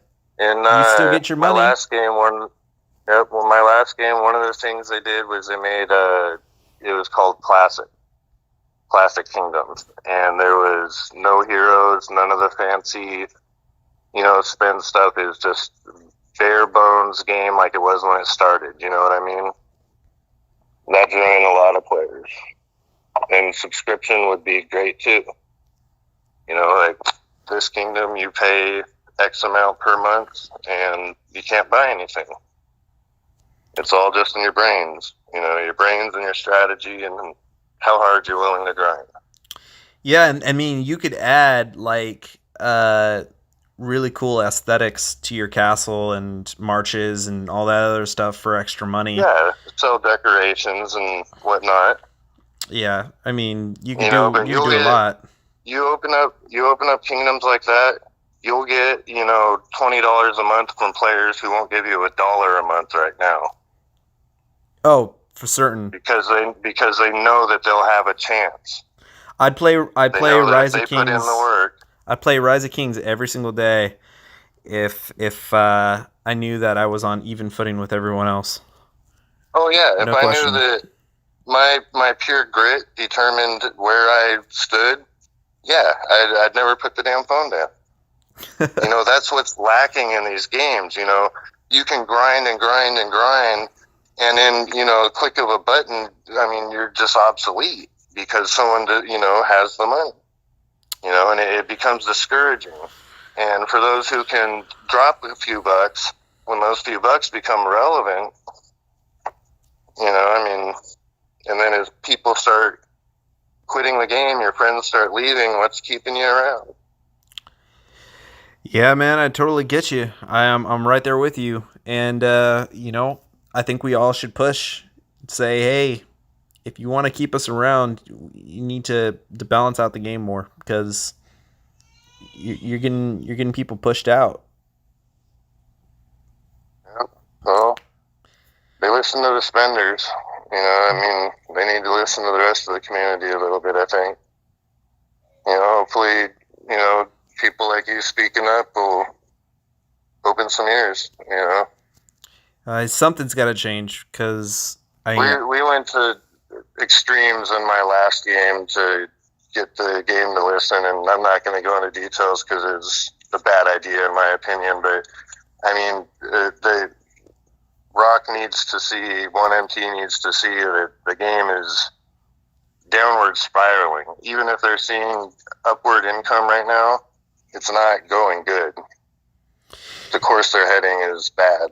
I've seen it several times. I scrolled through the line and chats and some of these other chats that I'm in, and big players are getting bored.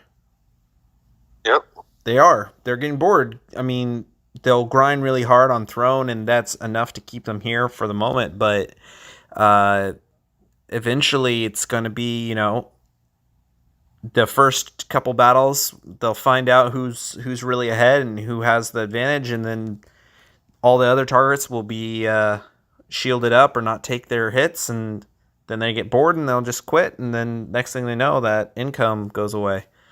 I have zero problems with Broken up. the game trying to, increase their profits. That's a part of a business model, but you got to do you got to do it in such a way that actually gets all the different spenders, all the different players involved in the game, so that way, it's a balanced game that everybody wants to play. Because there's a lot more micro spenders than there are big spenders. And if you add them all up, you're going to get about the same amount of money from each group type of players. So. Oh, for sure. I don't know their numbers, but I'm sure, it's, yeah. And that's what I mean. Something like a subscription kingdom where you could get $20 a month out of somebody that's giving you nothing right now. It's another way to boost their revenue, and you're still going to have the people who want to battle with their credit cards and everything, and the people who want to be on big winning teams that are going to, play in the spending kingdoms. It's not going to kill you. It's just going to open up another stream of revenue. Yep. We're on the same boat. And the thing is like, I wouldn't even waste my time talking about this stuff if I didn't think that the game is beyond the pale of fixing. I think that they could... Oh, for sure. Me neither. I think I've gone and looked at other games. I went and played other games to kind of compare them against Rise of Kings. I actually even thought about making a video where I started comparing the games. And there's a reason why I continue to play this game, because there's certain aspects that are much better than other parts of the game, and I can still play this game for a reasonable amount of money, or even for free to a degree. But it really depends on what you're comfortable with in your role of playing. But it's getting to a point where, things don't change. I don't see the point. And I think a lot of other players are feeling this way, and I think it's important for Rise of Kings and other players to also push on the game to, make changes and be aware of the issues that are arising. Because for a while there was actually a pretty good ratio of power. At least in my mind, there was. They had a spell there. They had a good stretch where it was. They had a good game balance, in my opinion. And I don't want to misquote timelines, but they started blowing it. Yeah, I mean, the hope is they push too far, they realize it, and then they kind of try to rectify the situation. But, it's hard. If they're making money now, they're not going to stop until they see the revenues start to decline. And at that point, it may be too late. So hopefully we can do enough to maybe, alter it before that happens. So that way, the game doesn't die, and all of our friends that are playing. My last game was hit their wallet. It's a dangerous game. It is a dangerous game. Me and you have both publicly spoken our opinions on the impacts that some of the changes they've made over the last year or two are going to do, and I don't think many of what we have said has been wrong. I think they should really start looking at what players are saying. Yeah, and I totally get where they're coming from to a degree. But more money, I get it, but long term, I don't know. They have other games, but I don't see them all at the top of the list anymore either. So they have to decide: do they want long-term games, or do they want them to burn out and just start another?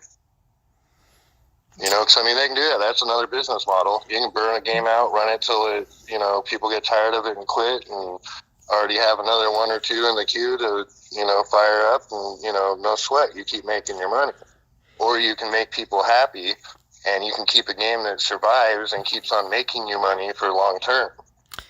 Yeah, I gotta think. It's up to them. It's all the same to me. I'd like to see this game go, but I don't know, what their business plan is. Oh, I gotta address this really. Big money gamers. BMG is something I made up a long time ago, about a year and a half ago. Big money gamers. It's in the chat. Yeah, so at this point, I'm at an impasse because, things got to change, but we don't know exactly what their limit is. But I got to think that they're not done with this game because just look at how they readapted. They readapted the They're looks. investing too much into it to want to be done with it. So I hope they listen and keep it going. But I mean, they're dumping a lot of promotion into it and everything. All these streams and everything. They want to keep it going. Yeah, I mean, that much is clear. I'm hoping that something changes, but till then we'll just kind of see where it goes. But what would you suggest in the meantime for players to play? Do you think that they should just focus on infantry or cavalry or kind of keep your avenues open to all of them to hope that something changes? I still hope that Siege makes a comeback. First of all, don't smash anything. No, Rock changes shit all the time. I mean, war machines are irrelevant right now, but it doesn't mean you should be smashing all your tools and your skills and shit. Buy everything battle. And I don't currently keep Siege because they're useless. I converted them all out, but I keep all the other 3 troops. They're all necessary in their own ways. Archers are vital for defense, and cavalry are great for events, trials, path, etc. And, if you gotta clear out archers, gotta have them. The key, though, is if you're somebody that's going to be taking rallies, you got to be able to send out all of your troops, because all troops are liability at some point other than infantry. So personally, I keep 1.6 million cavalry, 1.6 million archers, and then the rest is infantry. I can send out the 1.6 million at any given time and clear out for a rally to properly prepare. And then I use all those troops, Dreadlord, there's reasons to have them. Don't just focus on one troop. That's stupid. That's boring. Yeah, it is boring. My opinion. Unfortunately, you sometimes get away with just like a pure infantry.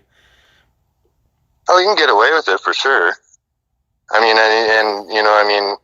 you can sit there, but watch how much quicker someone that's running cavalry will, burn through like Shrine or Trials of the, what is it called? Trials of the Conqueror. Shit like that, Edens, and we all hit that size where it doesn't matter.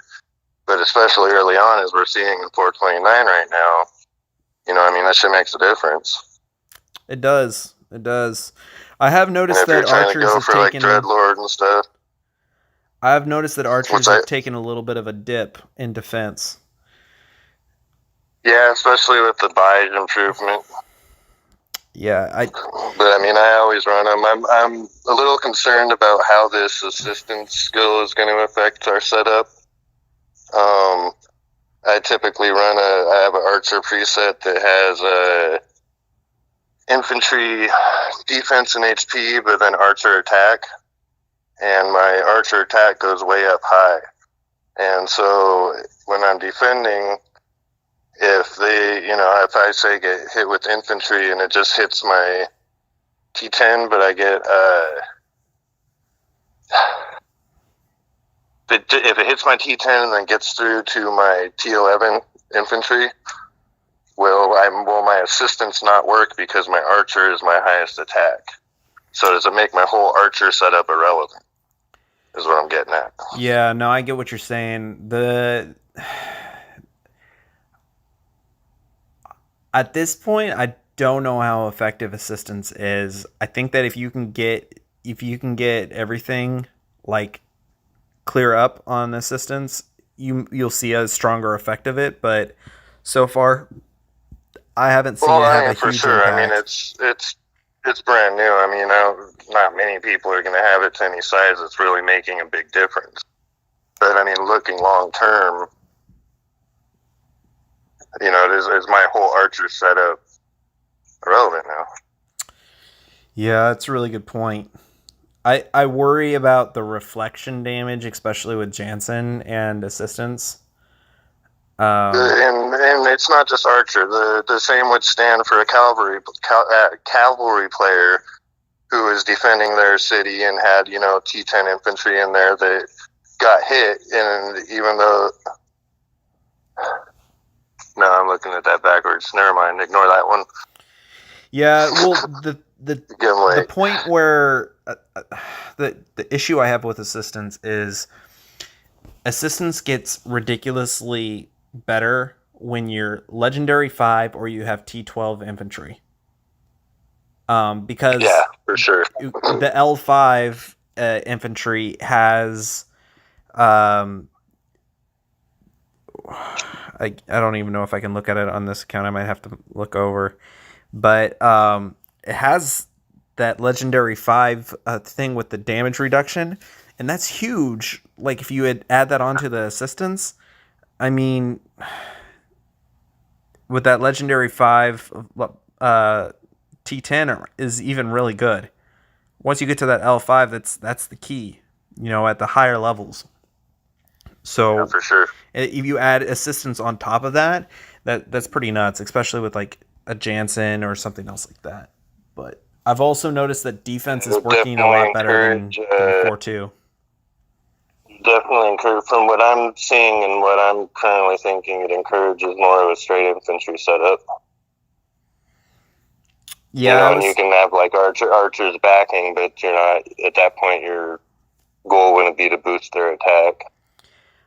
I was hoping that it might make for castle defense, anyways. I was hoping that it would make T11 maybe a little more useful. Because if you look at the T11 skills, I think assistance could actually work really well with it if you have the correct setup. So you look at the Vanguard. It says reduce damage dealt by ranged attack by 15% when attacking castles, and assist works on attack too, and then reduce damage dealt by, and then you got the turtle thing, or not turtle. What's here? Oh yeah, so it moves to the front when attacking castles, and then it increases HP and defense by 45%. So you look at that on the T11, that actually has pretty high HP and defense and whatnot, and then you add that 45% with the assistance on top of that. I think that could be really key. And pull it up. I'm a visual guy. Yeah, but yeah. I mean, let me throw a bunch of just weird statistics at you all in a row. No, I hear what you're saying though. See, this is one of the this is one of the two things that keeps me at Rock. One, and primarily, is the people, and two is there is always a little bit of mystery to the mechanics, and I really enjoy sitting down, like with you and stuff, and sorting through all this stuff. I mean, we have a whole line or Discord room just for it, advanced mechanics and stuff. I mean, and my last game, I could tell you exactly to the troop what was going to happen before you even attacked. It's boring. I mean, the bit of mystery and the bit of chance and random factors and involved with like skills and stuff is entertaining. It keeps a little bit of mystery to it. Certain. There are things that I think they need to inform us more about, though, like fucking shield wall. What the fuck is that nonsense? Dodge some damage? Come on, guys. That is one of the key words that have driven me and you nuts, is that that Yeah. ambiguous words like that don't really tell you much. I know that I really there's wish another there one was. like that somewhere. Yeah, But there's a few weird ones. I mean, we could make a list, I'm sure. A better wording would be a key point to me, on not just stuff like that, but hero skills as well. for certain, yep. I mean, for a while they had that. Rush was like kind of worded that way, Yeah, it was a little bit more of a mystery. but Chance to dodge or chance to charge, I think, is what it was. Didn't tell you how much of a chance or something like that. yeah, it has a Something weird like that. charge. You're like, but how much of a chance? Is it 1%? Yeah, 2%? it is something weird like that. And they've gotten better, but I don't know. There's not a lot of transparency. Yeah. And there's places for that, and there's places where there should be full transparency. I mean, there's a lot of stuff they just expect us to figure out. So they're hating on Rin in the chat right now, and both you and haters. both you and I have utilized Rin to quite great effect in the past. I still use Rin. Tell me why, for all the Ren haters out there, why you still use Ren occasionally. Well, first of all, because he boosts all troops. He's a gold hero. He's easily obtained and maxed. If you're running, which most people do, if you're running infantry and archer, and you get hit with Jason, which everybody's fucking running, this is why everybody goes, why would you need to boost your archers? Well, if you get hit with Jason, the damage is going to be reflected back to your archers. Now, if they have higher HP, then they don't die as fast. You don't lose as many troops from the reflected damage. Because it's about how much damage. The damage isn't going to mean the amount of troops. It's going to mean the amount of HP. So, if you have low HP on your archers, you're going to lose a whole lot more archers from the reflected damage than you are if you got higher HP. Yeah. No, I mean, you just look at the HP in comparison to the attack, and then you look at the reflection on that. Every single time I go up against Jansen with my archers, and I don't have, I have like a Dolan on the wall, and instead of a Rin, I can see the difference in my archers being killed, because I'm like, that directly is 200,000 deaths straight from Jansen to my archers.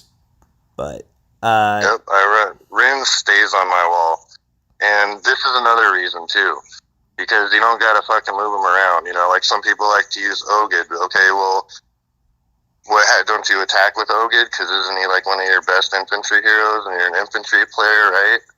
Well, Rin stays on my wall. I don't use him for anything else. He has wall defender, archer attack, and sorcery or infantry defense, depending on how I'm feeling. Yeah. And he just sits on my wall at all times. Then I'll throw like my Rafe or something like that, Ogid, which I'm currently not using because I got Naya. So I'll probably throw Ogid on there, and then on the other spot. And then if I'm getting a good rally, then I just throw my Jason on there. But it's a free hero. It's a hero you don't have to worry about, a spot you don't have to worry about. Just leave him there. He's got great stats. He combats Jason if you're running infantry archers. I mean, I still to this day run him. I don't understand the hate. If you're running pure infantry, you got nothing else there. Sure, they're on an infantry infantry hero that boosts only your infantry.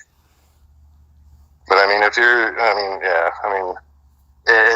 it wasn't for Jason, I'd listen to some arguments, because you'd have to get, your infantry, if you're getting hit with infantry, there's no way they're going to get through your infantry.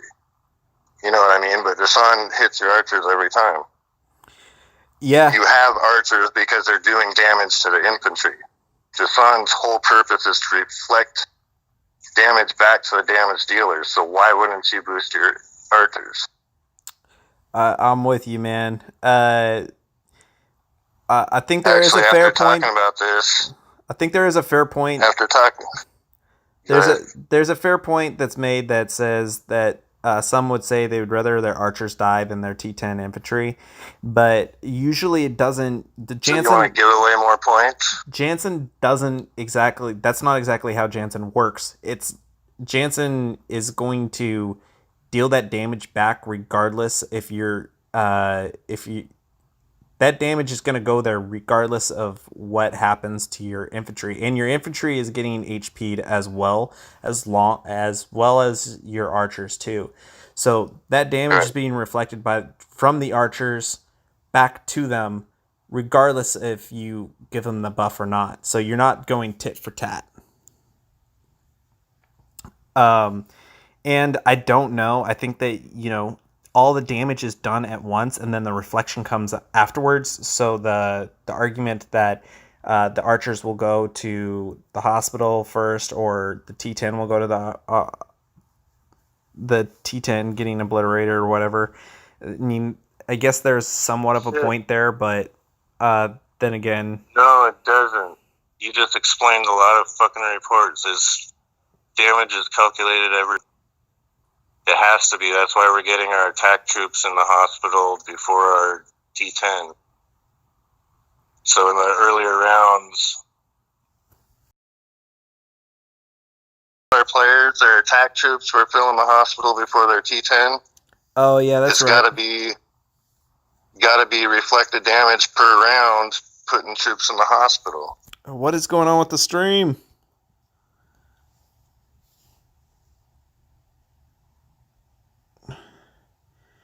Uh-oh. What happened? No, Right. have it I up. think we're back up. It's buffering. But all right. Well, this is how my run is set up. I have wall defender on it, archer attack, and shield wall, and then I have Jansen coinciding with him. So I'm digging into that HP. After we just spoke, I'm gonna switch out. I keep wall defender and archer attack on Rin, but instead of the sorcery, I'm gonna do archer HP. I think that'll reduce my archer loss. I don't know. I'll see. I'll calculate. I'll test and calculate what the difference in loss is. Yeah, so I have 2.1 million archers. Too many. I can get most of those out, and if I have a little bit in there, it's not the worst. But yeah, it is, bro. With Mulan, that's why everybody thinks Mulan's such an infantry killer. She doesn't kill the infantry that good. So people will be like, "What's 300,000 archers? What's 200,000 siege?" Well, then Mulan charges, kills all the let's say you got 600,000 ranged troops. Mulan charges, kills all those 600,000 ranged troops, and doesn't do that much damage to your infantry. But she still has her double attack. All that damage has got to go somewhere, so that damage goes to what's left, which is your infantry.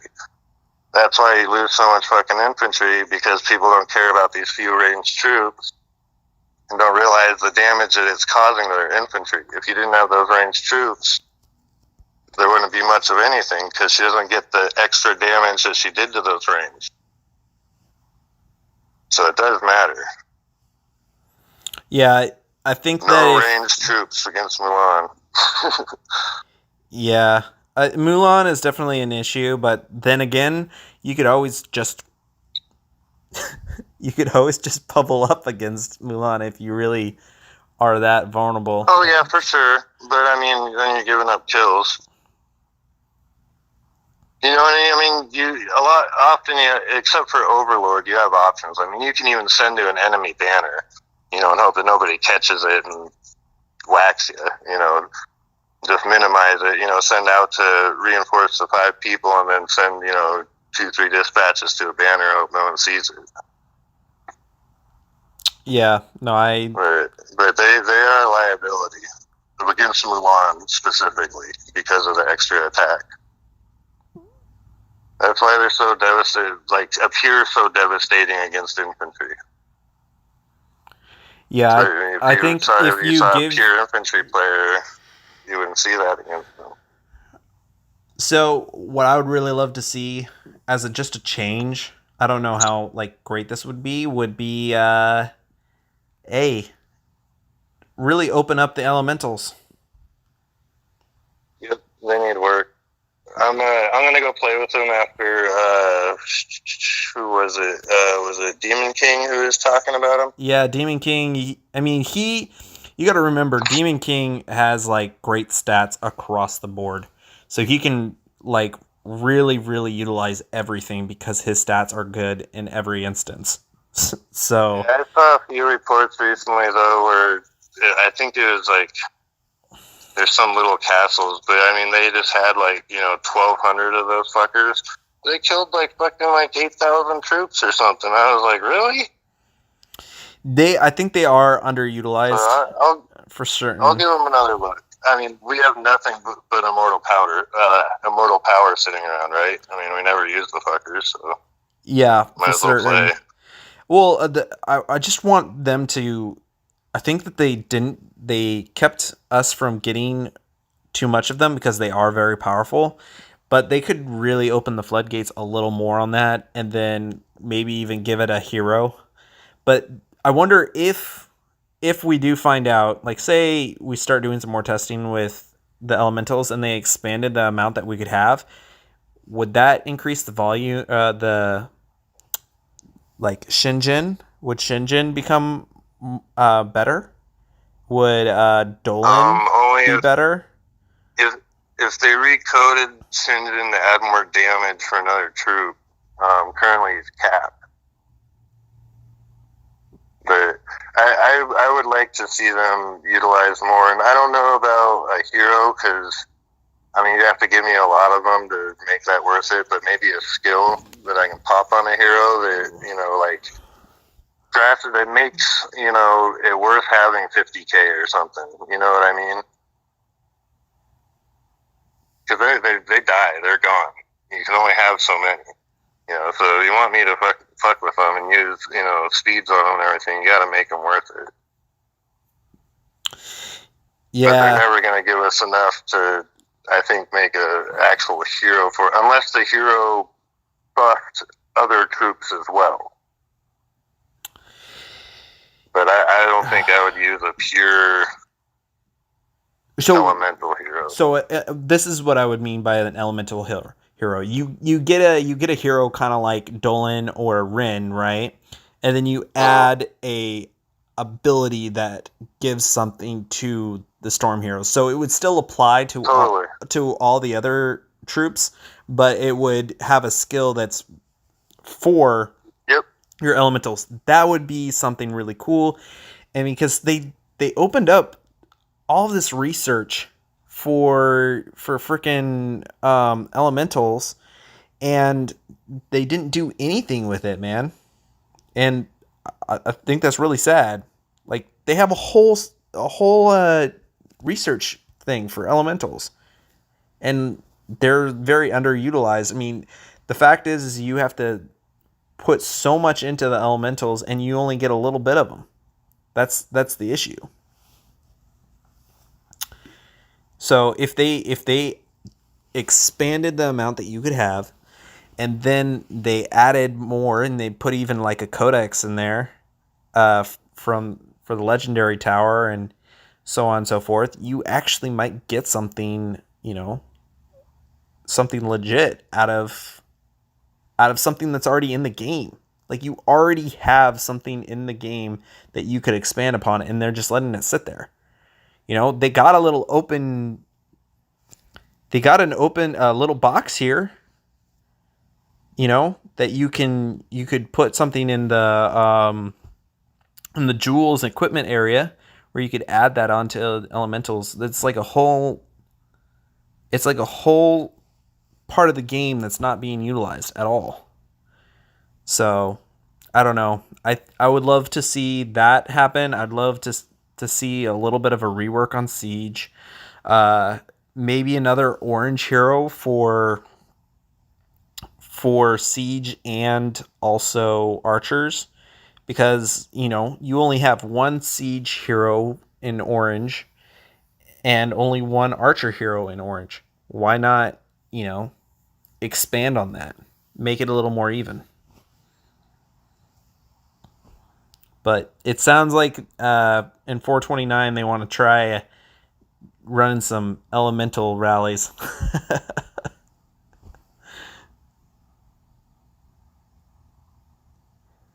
Did I lose you, bud?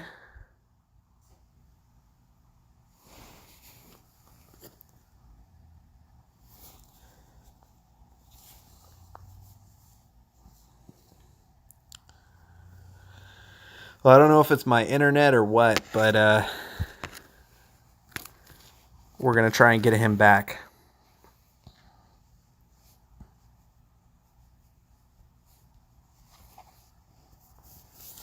Yeah, I definitely want to try some...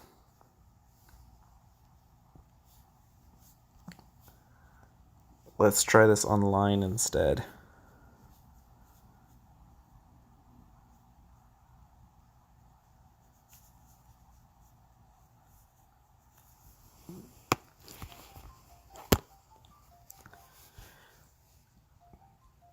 Right in the middle of a good chit chat.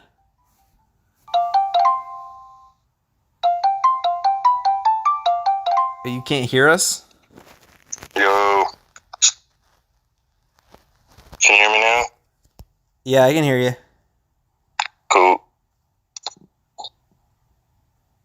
Alright, where were we?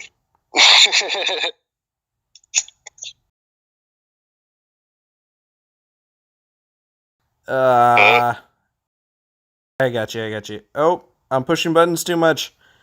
Oh, it was so clean for so long.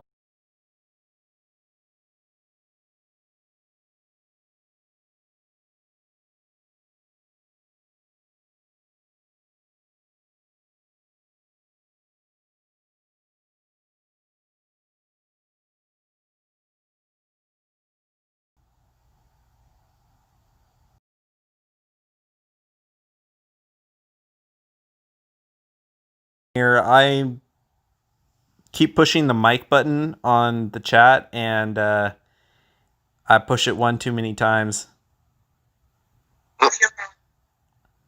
I think I'm back now.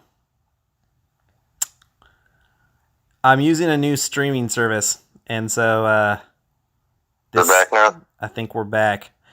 But yeah, it's back. Yeah, I think Siege needs a rework. I think an orange archer hero and an orange siege hero to kind of even out the heroes I a want to little bit. see. You kept asking everybody about new orange hero. I want to see one that'll help the average smaller castle defend better against all these new giant heroes. I'd like to see a orange hero with HP and defense for all, with a built-in assistance skill, and maybe even double that assistance to the rear troops. Yeah, I think that'd be good. To help combat against cavalry. Oh man, I would love to see just a little bit more on Korra. Yeah, a boost on him would be nice. Like, even if they don't increase the deductions of the current stats, add a little defense and HP positive. You know what I mean, or something like that. You know what I really want? Some type of tweak. I want a reverse. I want a reverse on Cavan on him. So what I mean is you take that 10% extra damage that that Cavan does with the what is it now? I thought I read this right. Yeah, it does 13% on my 80, but he does that extra damage. If Korra had a like a damage reducer on top of it, that'd be so dope. Yeah, that would be awesome. or another good hero to add in this assistance. An assistance hero would be actually pretty cool, I gotta admit. I think that would be... It'd have to be gold, though, for certain. I'm saying just add it on to Korra. That would be cool. That could be a good tweak. He needs a little something. He's just like, I got him 120, I can't quite bring myself to use him, you know what I mean? And I know people that use him, and swear by him and stuff, but I mean, they got like max sorcery, and I'm just not sold that, they couldn't do better with another hero. Well, I think the thing that I've noticed about people that have been really successful with Korra is they have really good stats with him. But I'm not saying he's useless, but great he's definitely sorcery books. Yeah, I think he's definitely he takes a lot of work for him to be utilized well and properly, and that's a lot of work that a lot of people aren't willing to put in. So, I mean, everybody's got their. I know people that swear by him. Everybody's got their thing. I mean, people laugh at us for Rin, and I just don't understand why. But I mean, it's everybody's got their preferences and the way they play, and that's the beauty of these types of games. I mean, sometimes it works, sometimes it doesn't. The fun is finding out and learning. Yeah. Yeah.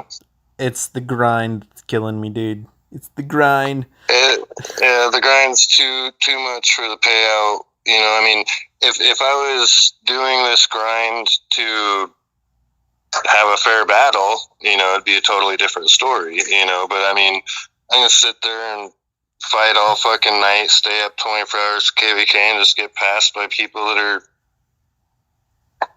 pulling nonsense, you know what I mean? Yeah. Same thing in Overlord. Why the fuck did... I mean, there's so much power that I could put on myself. Why would I it gets to why sit there and stare at the screen for 4 fucking hours, rallying castles that'll do nothing but fucking bubble, and I just kill it on myself. That's how we're going to play, fine. I mean, it's just stupid. Yeah, I refuse to play where, like, I come to an event and to get my points, I just throw castles against myself, my own castles. Like, at that point, the game's not a game to me. So, it's getting to the point where it's already there for me. I mean, if everybody else is doing it, then that's where the game's at. Yep. I'm already. It's already happening. It's not a matter if it gets there. Every fucking event, legit players are passed by people who are manipulating the boards.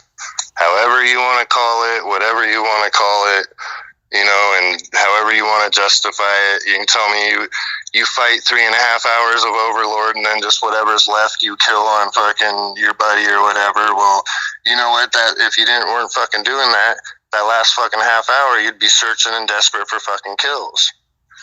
You wouldn't be over here sitting in the corner fucking zeroing out on each other, and all the fucking legit players are sitting here with their thumbs up their ass because everybody there is fucking manipulating. Yep. Yeah, it's rough, man. And the fact is, those players aren't getting Gideon, and they're not getting Nana through doing that either. Nania or whatever it's called. So, I mean, and it come to a point where heroes are really the key to the game. To a degree, it's just making the gameplay bad. There's absolutely no point in doing and you know how many accounts I run. I mean, everybody here, the grind sucks. But I mean, do it on fucking multiple accounts. I mean, there's absolutely no point in doing all of this just to fucking get passed every single time by bullshit.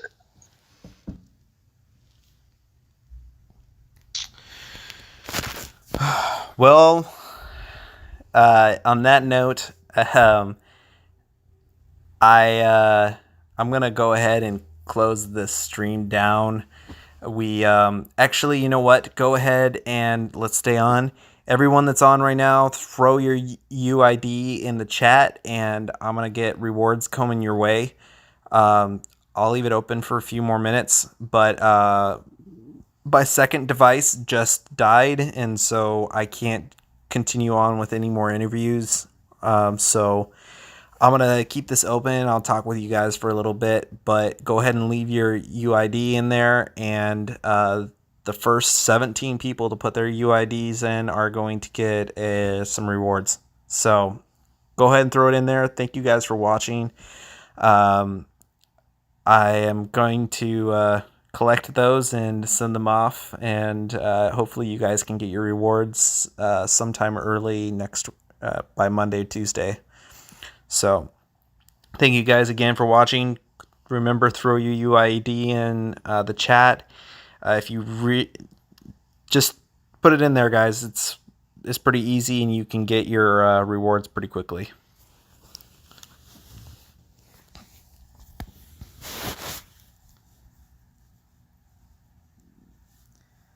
That's 3, 4. Hey, there's still 13 more left. Go ahead and put your UIDs in there. I got you, Ever. Don't worry about it.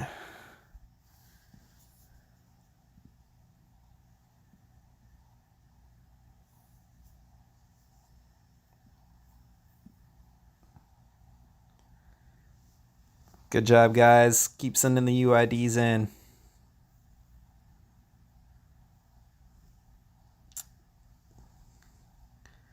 Good stuff. Good stuff.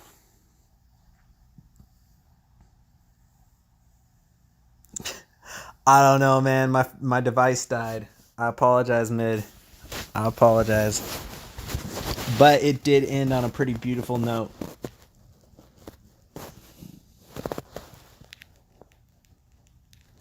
Hey, thank you guys for watching. I enjoyed the interview.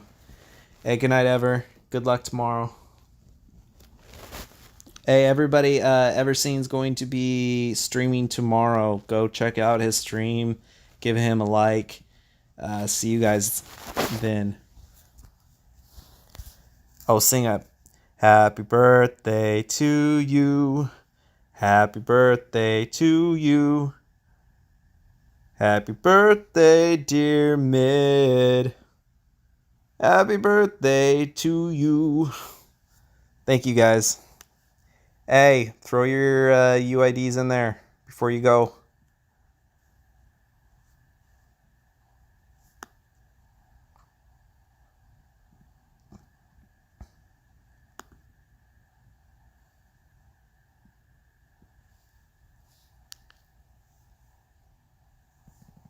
Ooh.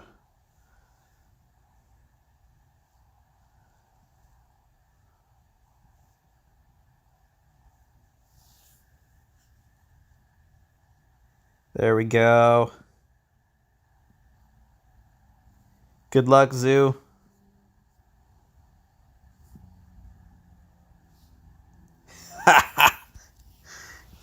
Oh, man. Yeah, singing's not my strong suit.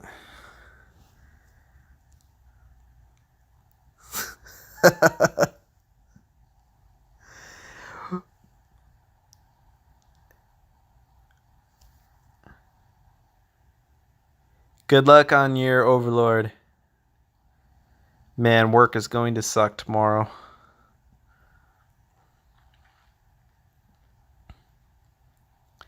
Did everybody get their UID in there? I'm off, Mid. Yeah, my second device is dead, and I think this is a good stopping point. Throw your UIDs in, and I'm going to get those sent off to you guys as quickly as they're able.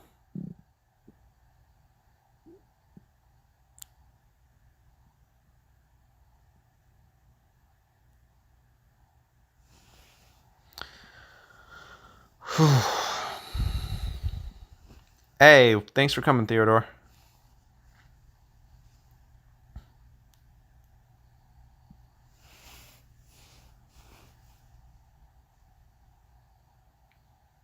Hey, there we go. There's another UID. Good job. All right, I'm going to give it another minute, and then going to go ahead and... So I am going to do this again. I enjoyed the interview process, and I'm going to continue doing these. So if you guys have anybody that you'd like me to interview, message me, and I will try and get them on the list.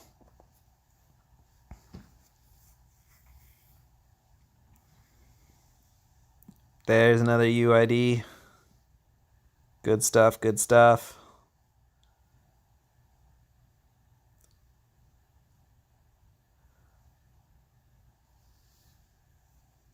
All right, everybody. Thank you guys for watching. I'll keep you guys informed next stream I do, and we'll do some more interviews. If you liked it, let me know in the comments. Well, don't let me know. Well, if you're watching this from after the actual one went live, leave comments and let me know if you liked it or not. All right, guys. I will see you guys on the next one.